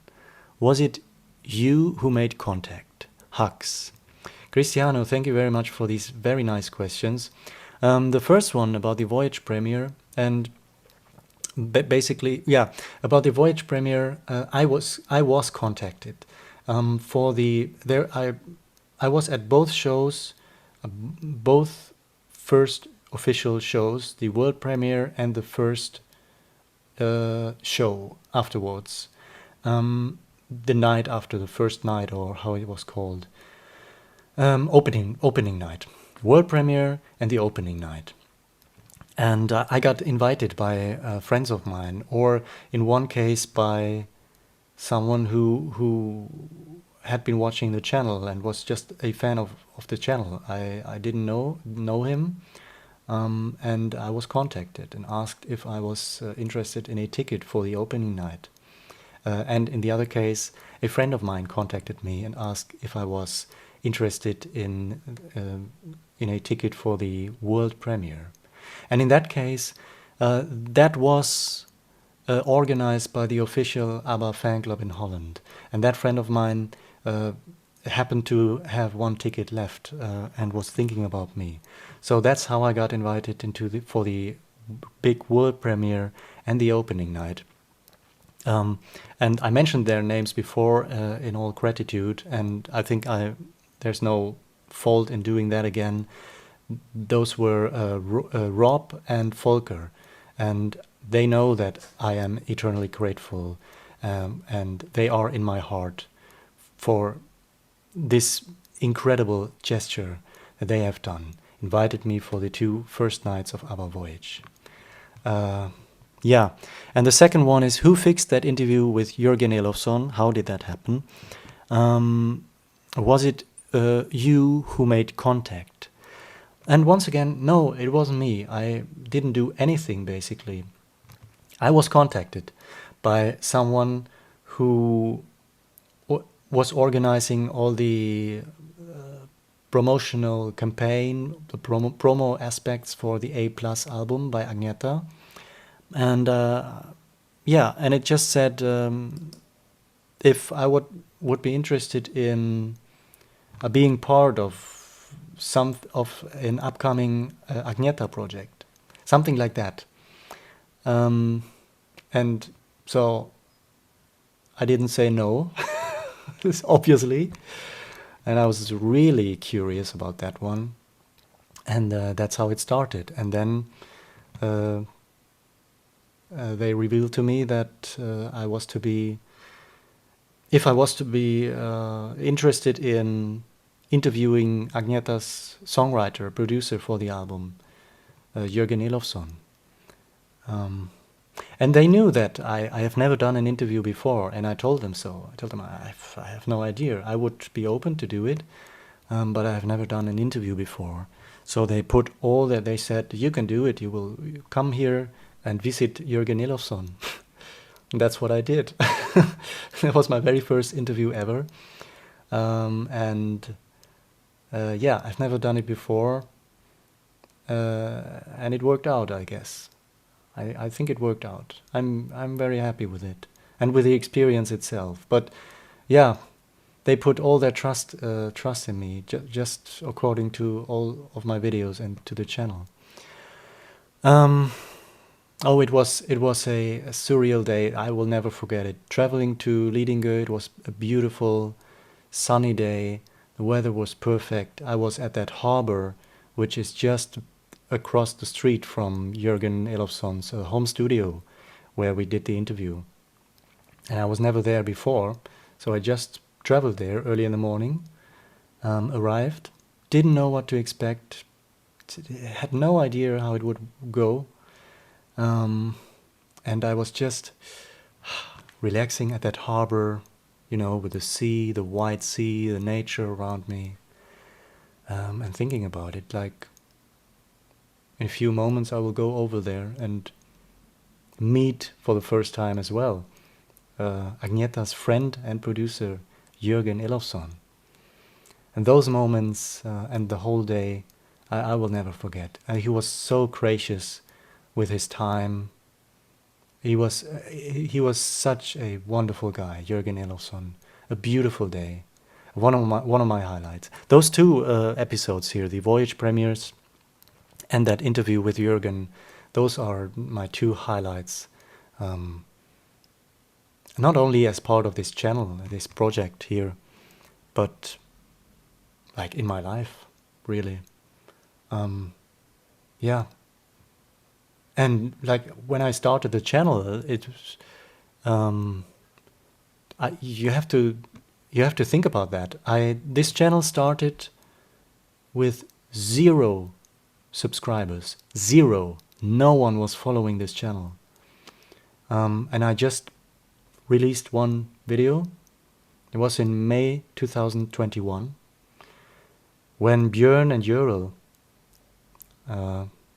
were talking about new ABBA music coming later that year. And we had the rumors the years before, but on that day, with that announcement, I was sure that now it's going to happen. And then I was waiting for someone doing videos about that on YouTube, but I didn't find any. I couldn't find. Maybe there were some. I'm not sure, but I'm not saying there weren't. But I didn't get any videos about that news, and I thought it was a big news. And then I was waiting for another day, maybe 2, and I said to myself, well, if no one is going to do it, I have to do it. I want this channel to talk about that. I just wanted to have a channel to talk about this upcoming new project by ABBA, which turned out to be Voyage. New album, new concert experience, all of that. And I just wanted to have that ABBA channel on YouTube. That's how the channel started. But as I said, it had 0 subscribers. And to think about that in hindsight, why I'm telling this story is to think about that, like,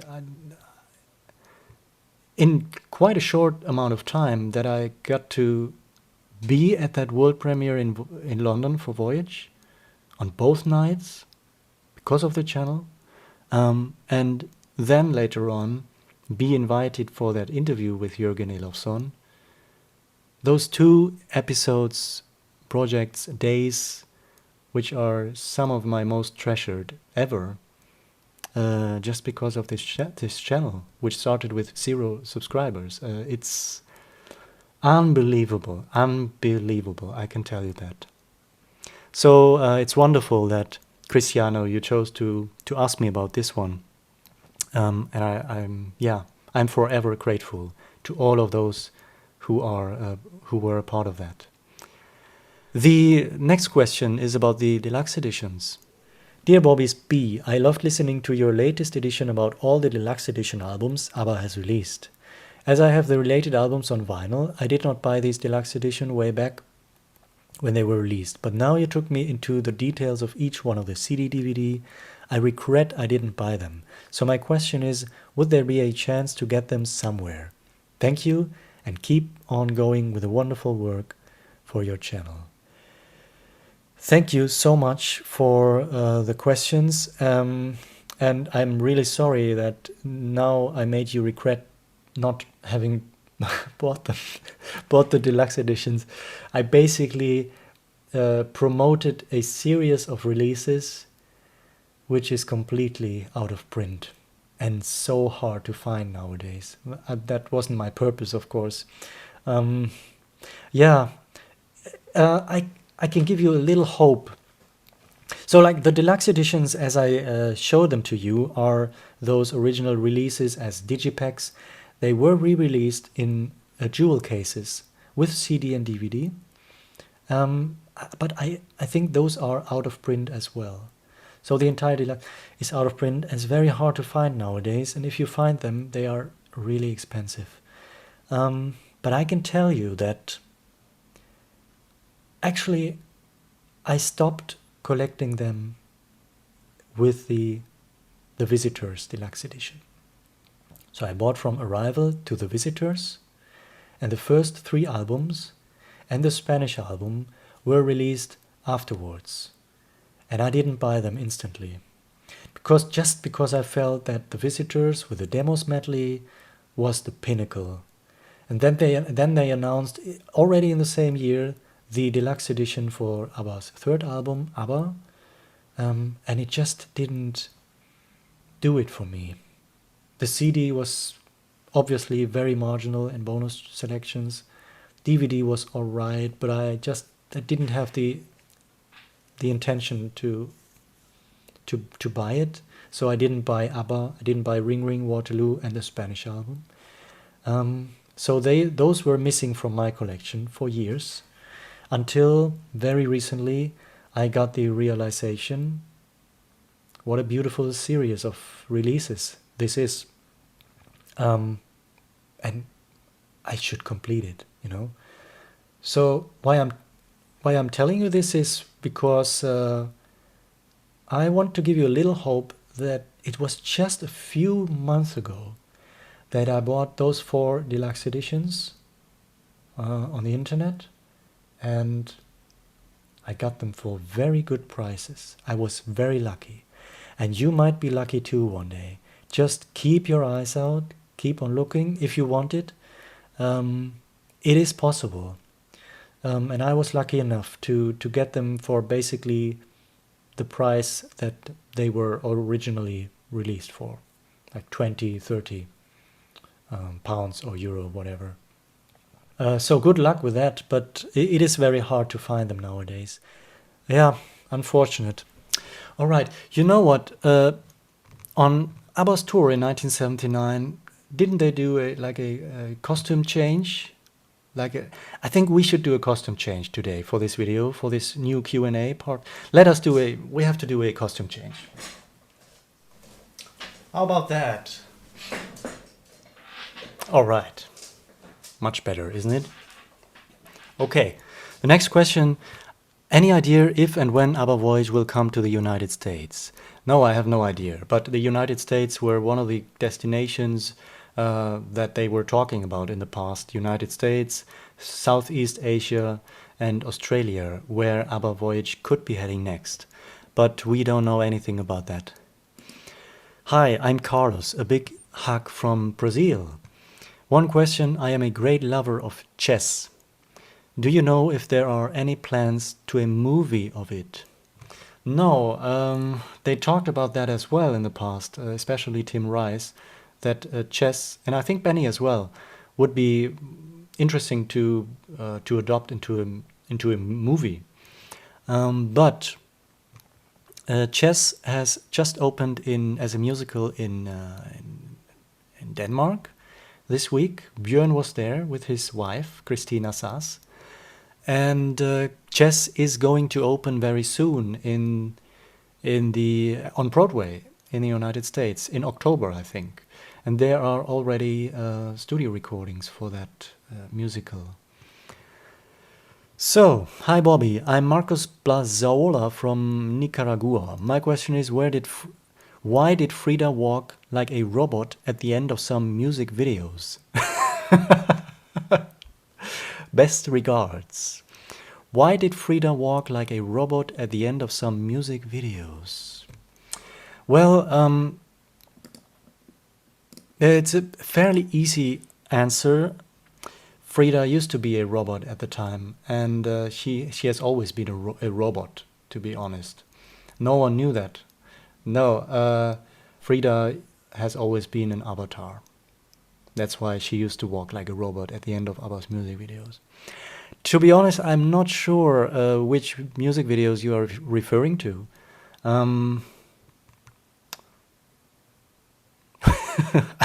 It's a very funny question. Why did Frida walk like a robot at the end of some music videos? Maybe someone has more insight into that. I wouldn't know. I will ask Frida next time. Windows on Windows ask, I have 2 questions. First, which version of Just Like That is your favorite one and why? Original, na-na-na, or saxophone? My favorite version of Just Like That is the first version, the slow version. It's just a pure beauty and so melancholic and calm and peaceful. It's beautiful. The first version, the slow version, which is just, it's not in the archives, as I said last time. It's just a work in progress tape, which they put on a tape for the saxophone player. So unfortunately, that's not one of the official versions that were meant to be released. And 2, if you could choose one non-ABBA Björn and Benny track that you wish could have been performed by ABBA, which would it be and why? This is a really hard question for me because Björn and Benny wrote many songs after ABBA for Gemini, for Josefin Nilsson, for the musicals, for Benny Andersson's orchestra, for Benny's Rival Hotel. So, and there are so many incredible songs there, and so many songs that I know that people always mention as part of which song could ABBA have recorded afterwards. For me, it's very hard because for me, all of those songs are always connected with, like with Gemini or with Josefin Nilsson or with Benny Andersson's orchestra. It's very hard to put them out of that context and imagine ABBA doing them. I know that a few of those songs are very close to ABBA's sound and melodies, like Story of a Heart, or the song Bara Bara Du from 2016 from Benny Andersson's orchestra, an incredible song. But yeah, I wouldn't know I wouldn't know that because yeah, which songs do you think ABBA could have performed that were written by Björn and Benny after ABBA? I don't think I have any. I'm not really thinking like that. Yeah. Not sure. Oh, here's another question about chess. What can you tell us about Björn and Benny's involvement in the upcoming Broadway revival of Chess? I'm not sure about that. As far as I know, they might have been involved in the audition process, but I'm not sure about that. Someone will know and will let us know in the comments below. Björn and Benny's involvement in the upcoming Broadway musical of Chess. Not sure some folk have asked multiple questions. Great channel, by the way. It's infectious hearing your love and shared enthusiasm for ABBA. Thank you very much. Question: what are your favorite and least favorite ABBA songs and why? My favorite ABBA songs are The Day Before You Came, Dancing Queen, and The Winner Takes It All. My least favorite ABBA song, I wasn't asked that before, and there's only one. And this song, it will be a surprise for most of you probably. And I'm not saying that I hate this song, but it's a song from ABBA, and the only one, which I don't really enjoy listening to. And it will surprise you. And please, well, it's up to you if you will turn off afterwards. But what can I do? You asked the question, here's the answer. My least favorite ABBA song is from 1974, from the Waterloo album. It's not what you think, probably, but it's the song Gonna Sing You My Love Song. That's my least favorite ABBA song. There's something about that song which just doesn't work for me. The rhythm, probably. I don't know. That's the only one. I know there are ABBA songs that people always name when it comes to their least favorites, but I never shared those opinions. Like also from their earlier albums. No, there's really no ABBA song which I can say is my least favorite, except for this one. Yeah, Gonna Sing You My Love Song. Ah, right. Is anyone still watching? We have to continue. Greetings from Australia, Bobby. Is there going to be a part 3 of the Q&A? No.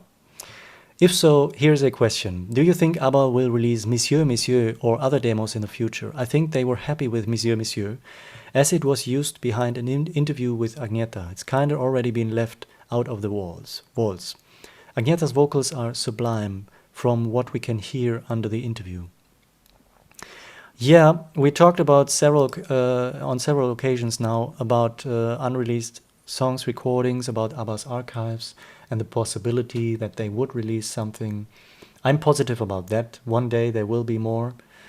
But in the case of Monsieur, yeah, it did leave the vaults. But the really curious thing now is the fact that, according to the book of Carl Magnus Palm, The Complete Recording Sessions, Monsieur, and all of those songs that were broadcast on that radio special, there were a few other demos, are not available in the archives any longer. And we just don't know where they are and why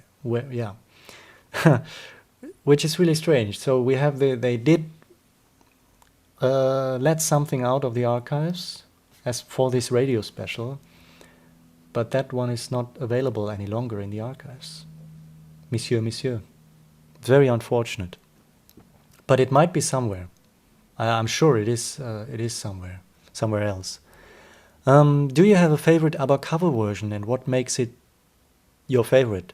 Does the artist change the style? Do they keep it faithful to the original? It's very, very hard to keep it faithful to the original. It's in my opinion, I've never heard anything close to that. And I'm not really listening to ABBA covers.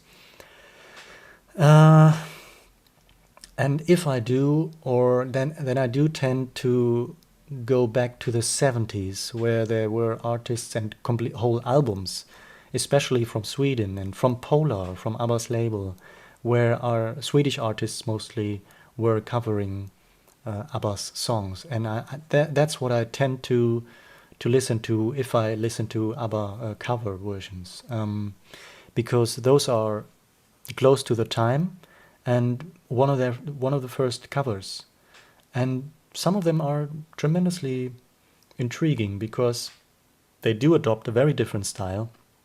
And so in this case, I'd like to mention or single out one of them is the album ABBA Our Way from Nashville Train from 1976. And they adopted ABBA's songs into country style. I really like that album. That one I enjoy very much. And the Nashville Train musicians most of them were part of ABBA's backing band from the studio and from their concerts. So that makes it even more interesting. For decades, The Day Before You Came was famous as the last song ABBA ever recorded. What Voyage track holds that distinction now? Interesting question. So basically, which is now, with the Voyage sessions, the last song that ABBA ever recorded? Which one was it? To be honest, I don't know. Because, first of all, there is a book about the Voyage sessions from Carl Magnus Palm, or it's not only about the Voyage sessions, but it's called ABBA on Record, and it contains information about the Voyage sessions. But I don't have that book as of now, unfortunately. And so I don't know about the Voyage sessions, more details about the Voyage sessions. I would guess it was Ode to Freedom. They recorded several versions of the song. They started with this song early on and then picked it up a few years later, in 2021 probably. But again, this is only me speculating or thinking that I might have read something along those lines somewhere at some point, but I don't know. And I'm sure someone knows maybe, and will let us know in the comments below, which was the final song ABBA recorded in the studio for Voyage, and in this case for all time as of now. It would be interesting. Eminem wrote, "We are now 4 years on from the release of the Voyage album. Now the excitement has settled. How do you feel about the album?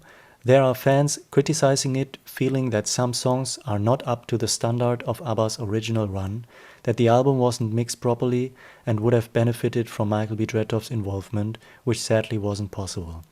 There is less vocal layering on Voyage, which was a trademark of the original ABBA sound. Also this time Benny was the sole producer of the album without Björn. In hindsight, do you think the album could have turned out better? To be clear, I'm still very happy we got the album. It's more than we could have ever imagined. Do you think, that's the question, the album could have turned out better? No. Voyage is, to me, could not have been any better than it is. And that meaning Voyage is terrific, in my opinion. It's just how I listen to the album, how it comes across in my feelings, in my soul, in my heart. ABBA's Voyage album, there could not have been any better comeback album, reunion album, final album than ABBA's Voyage. And yes, I do consider all the surroundings, like the absence of Michael B. Tretow. Because now people might ask, well, it might have been better with Tretow's involvement. Maybe, but it doesn't matter because time and space just didn't allow for these circumstances. That's how I see it. So there's no way for me to think about these possibilities. It's just the way it is.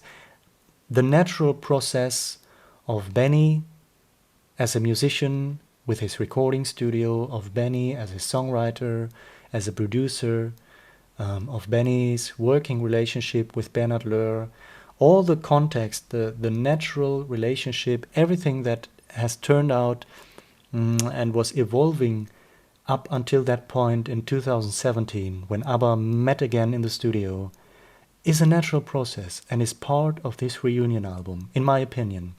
And that's why I am so thrilled with the Voyage album from start to finish. I've always been, and whenever I listen to it,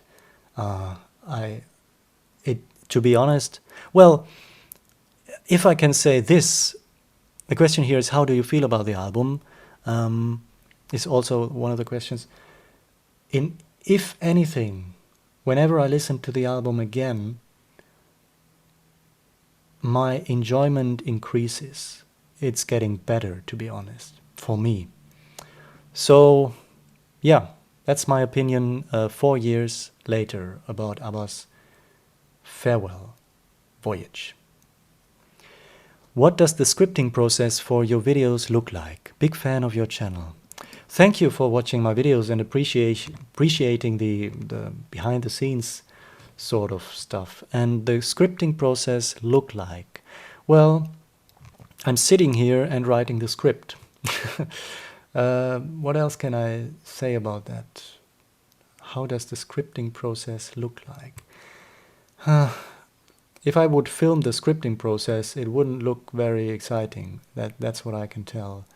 It is very, not only time consuming, but the most exhausting process, probably. Because everything has to be correct and right, and then I get some more thoughts and think this could be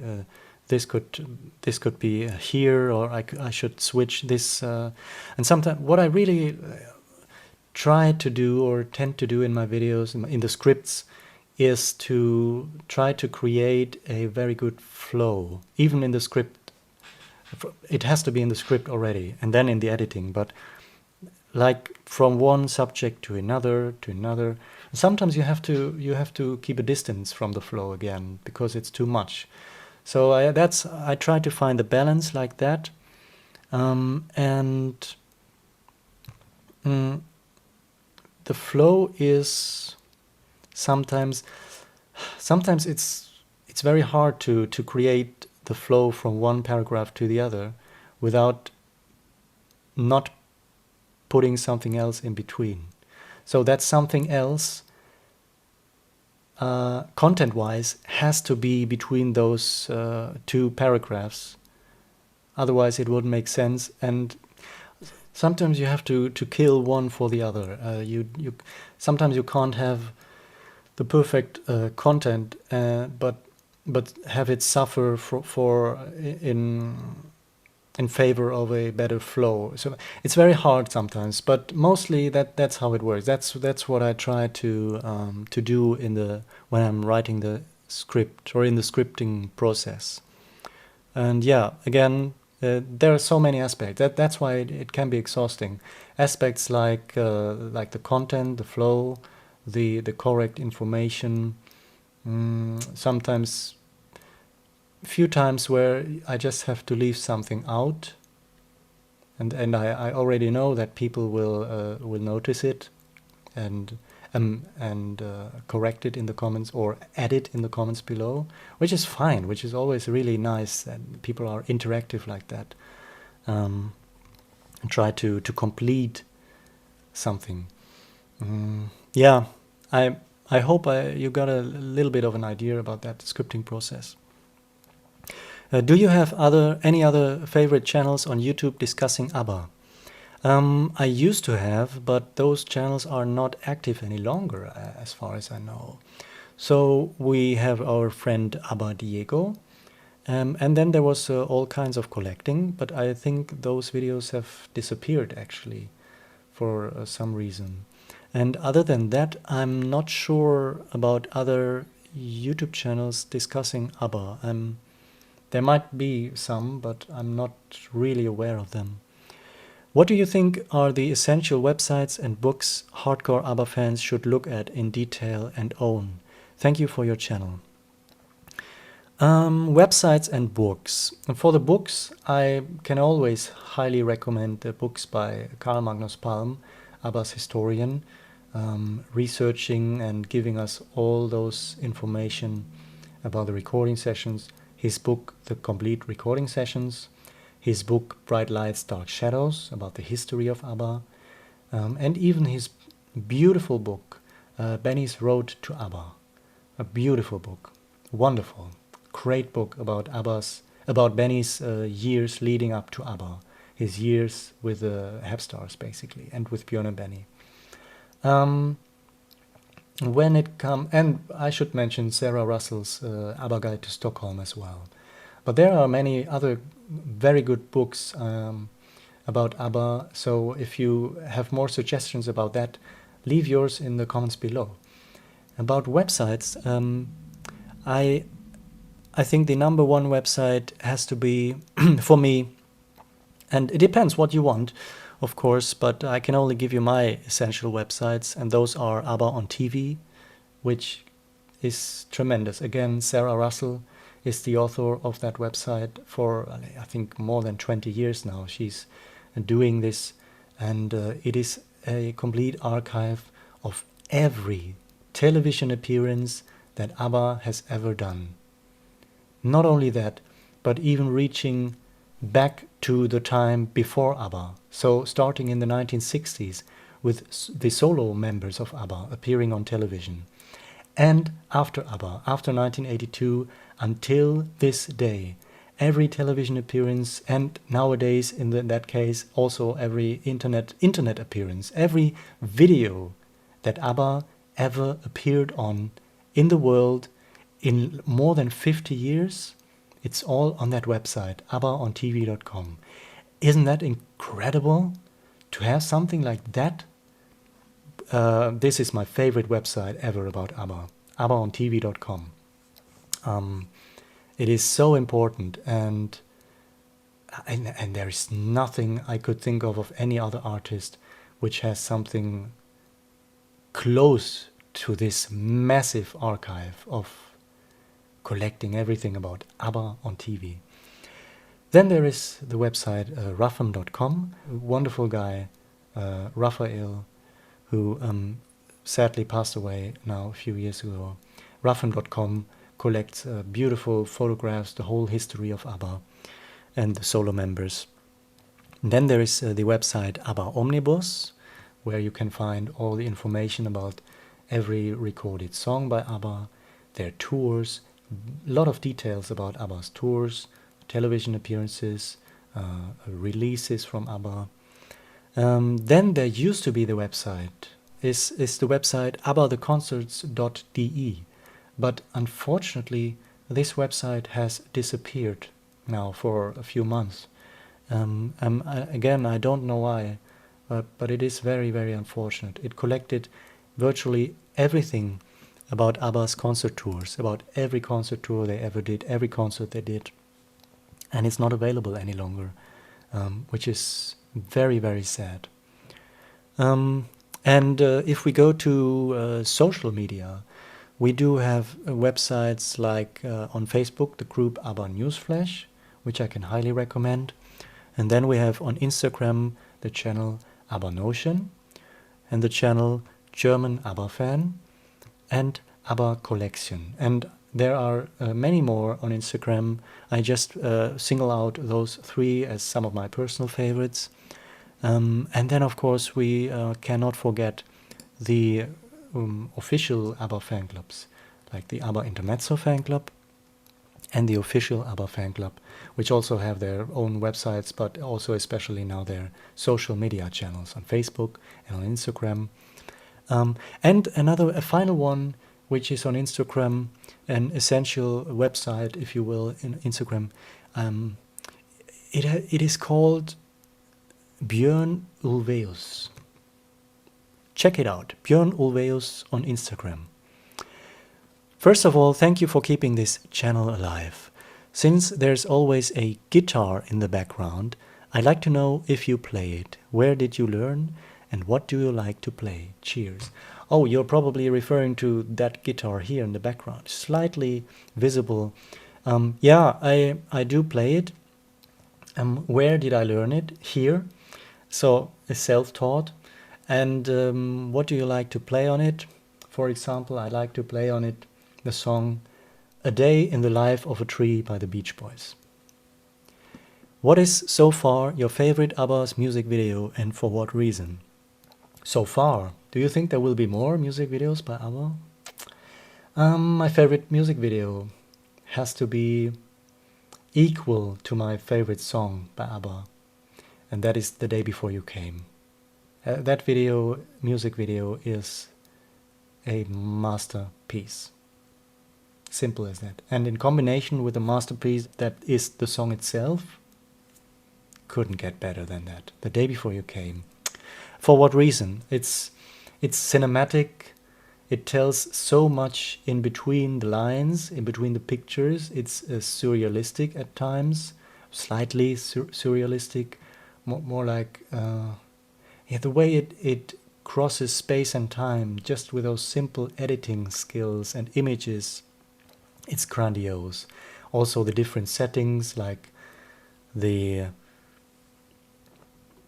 train station, the train itself, the bridge, which we can see from above. It's very elaborate, the video. And then, of course, other locations like the parking area, Agneta in the car when it's raining, the atmosphere of that video. Oh my. And then also final scenes in the theater, in the cinema theater with ABBA. Tremendous. Incredible video. ABBA's music video, The Day Before You Came. That's my favorite. Another question, why don't you play a part of the songs you talk about in the background of your videos? Thanks for an answer and cheers. That's a simple reason. Sometimes I do. I try to sneak some elements in, but it's simply copyright. I don't have the copyright, obviously, for officially released songs by ABBA. So that's why I just don't play the songs. And yeah, that's it. Do you like any other bands, artists, the Beatles, Elvis, etc.? Yeah, those two are some which I like to listen to from time to time. The Beatles, Elvis Presley. But also, I'm a huge fan of the Beach Boys. I really love Simon and Garfunkel. Also the solo work of those bands. Paul Simon, Art Garfunkel, Brian Wilson from the Beach Boys. And I like several more bands and artists like David Bowie, Michael Jackson, Boney M., the German electronic musician Fancy, the electronic pioneer Wendy Carlos. I like to listen to some classical music, some Indian music, Ravi Shankar. I answered this question before, but no worries. because I cannot expect everyone tuning into everything and watching the whole thing. So here's your answer. And there are many more artists that I like to listen to. But as I said last time, there is never the connection that I have with ABBA on any of those, because it's impossible. Because ABBA goes back all the way to my earlier years, and the devotion that you develop with, not only with the music but with the story, with like collecting all those things, knowing all the things, like with the ABBA on TV website, knowing those, be aware that that there's so much in the ABBA fandom which I never found in any other fandom, like researches, books, documentations, websites. The devotion is impeccable when it comes to ABBA, and that's reflected in my very own personal relationship to the music and the story of ABBA. But yeah, there are other artists I really enjoy listening to, especially the Beach Boys. Hey BB, you're very likable, so can you say a few words about yourself? Thank you very much. Your profession, job, other interests, what other bands, artists you listen to? Do you socialize with other ABBA experts? Do you make music yourself? Favorite football team? What do you think of the music currently being made in Sweden and by Swedish people worldwide? Tack så mycket. Yeah, very nice questions. Thank you very much. Well, in the 3 episodes of Q&As so far, in each of them running for more than 45 minutes or close to 45 minutes, I think I did say a few words about myself and my interests, and I also talked about just now in the previous question about my favorite bands, artists, but also in the context with you asking about Swedish music from nowadays. I really have to mention and single out this one band from Sweden which is called Smith & Tell, and their album Pixie's Parasol from 2021.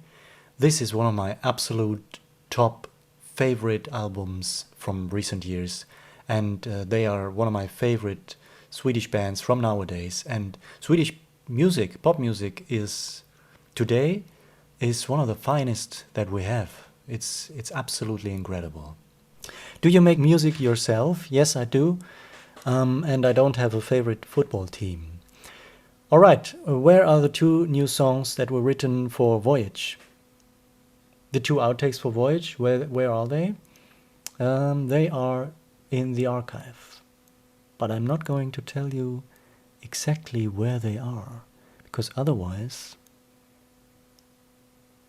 you might try to find them. How should I know? Those are locked away in the archives with Benny Andersson, I would guess, or with Universal.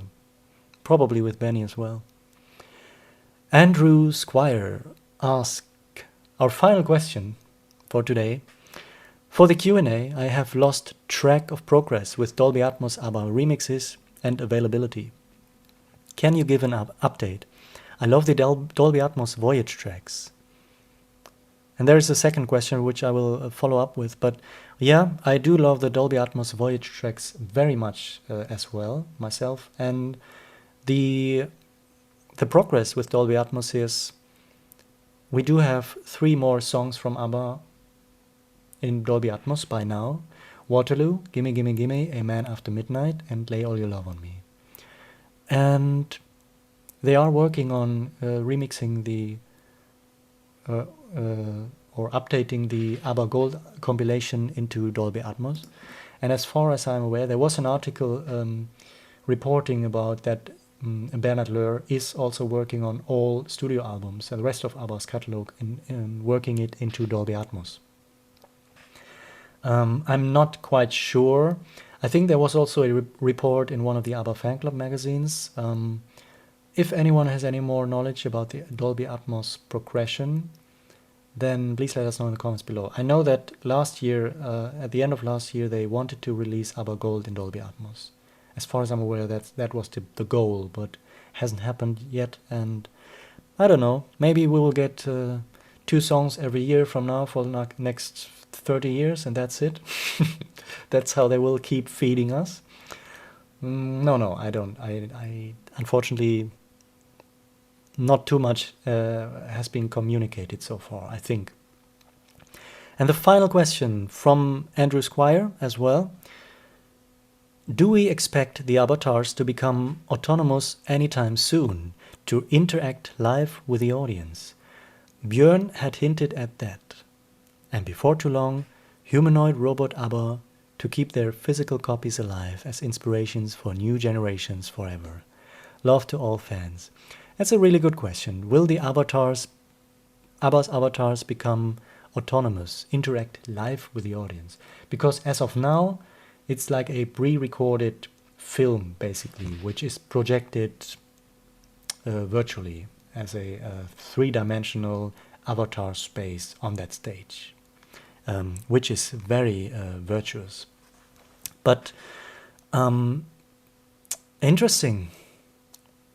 Yeah, Björn has hinted at that in the past. And if you remember now, didn't Björn reveal that he's working on a secret ABBA project in one of the interviews recently? Could this be? Could this have something to do with it? Trying to develop and update the avatars? That would be a huge undertaking, probably. Is this Björn's secret ABBA project? Is it the Ocean Bird ABBA Voyage cooperation we talked about recently? Is it Mamma Mia 3? Is that Björn's secret ABBA project? That's a possibility. We've been hearing rumors about Mamma Mia, the movie, part 3. Or is it something else entirely? Is it his new musical? Is there a context to a secret ABBA project? Like Nordic mythology? Will there be music by ABBA in that musical? Like in Mamma Mia? That would be quite a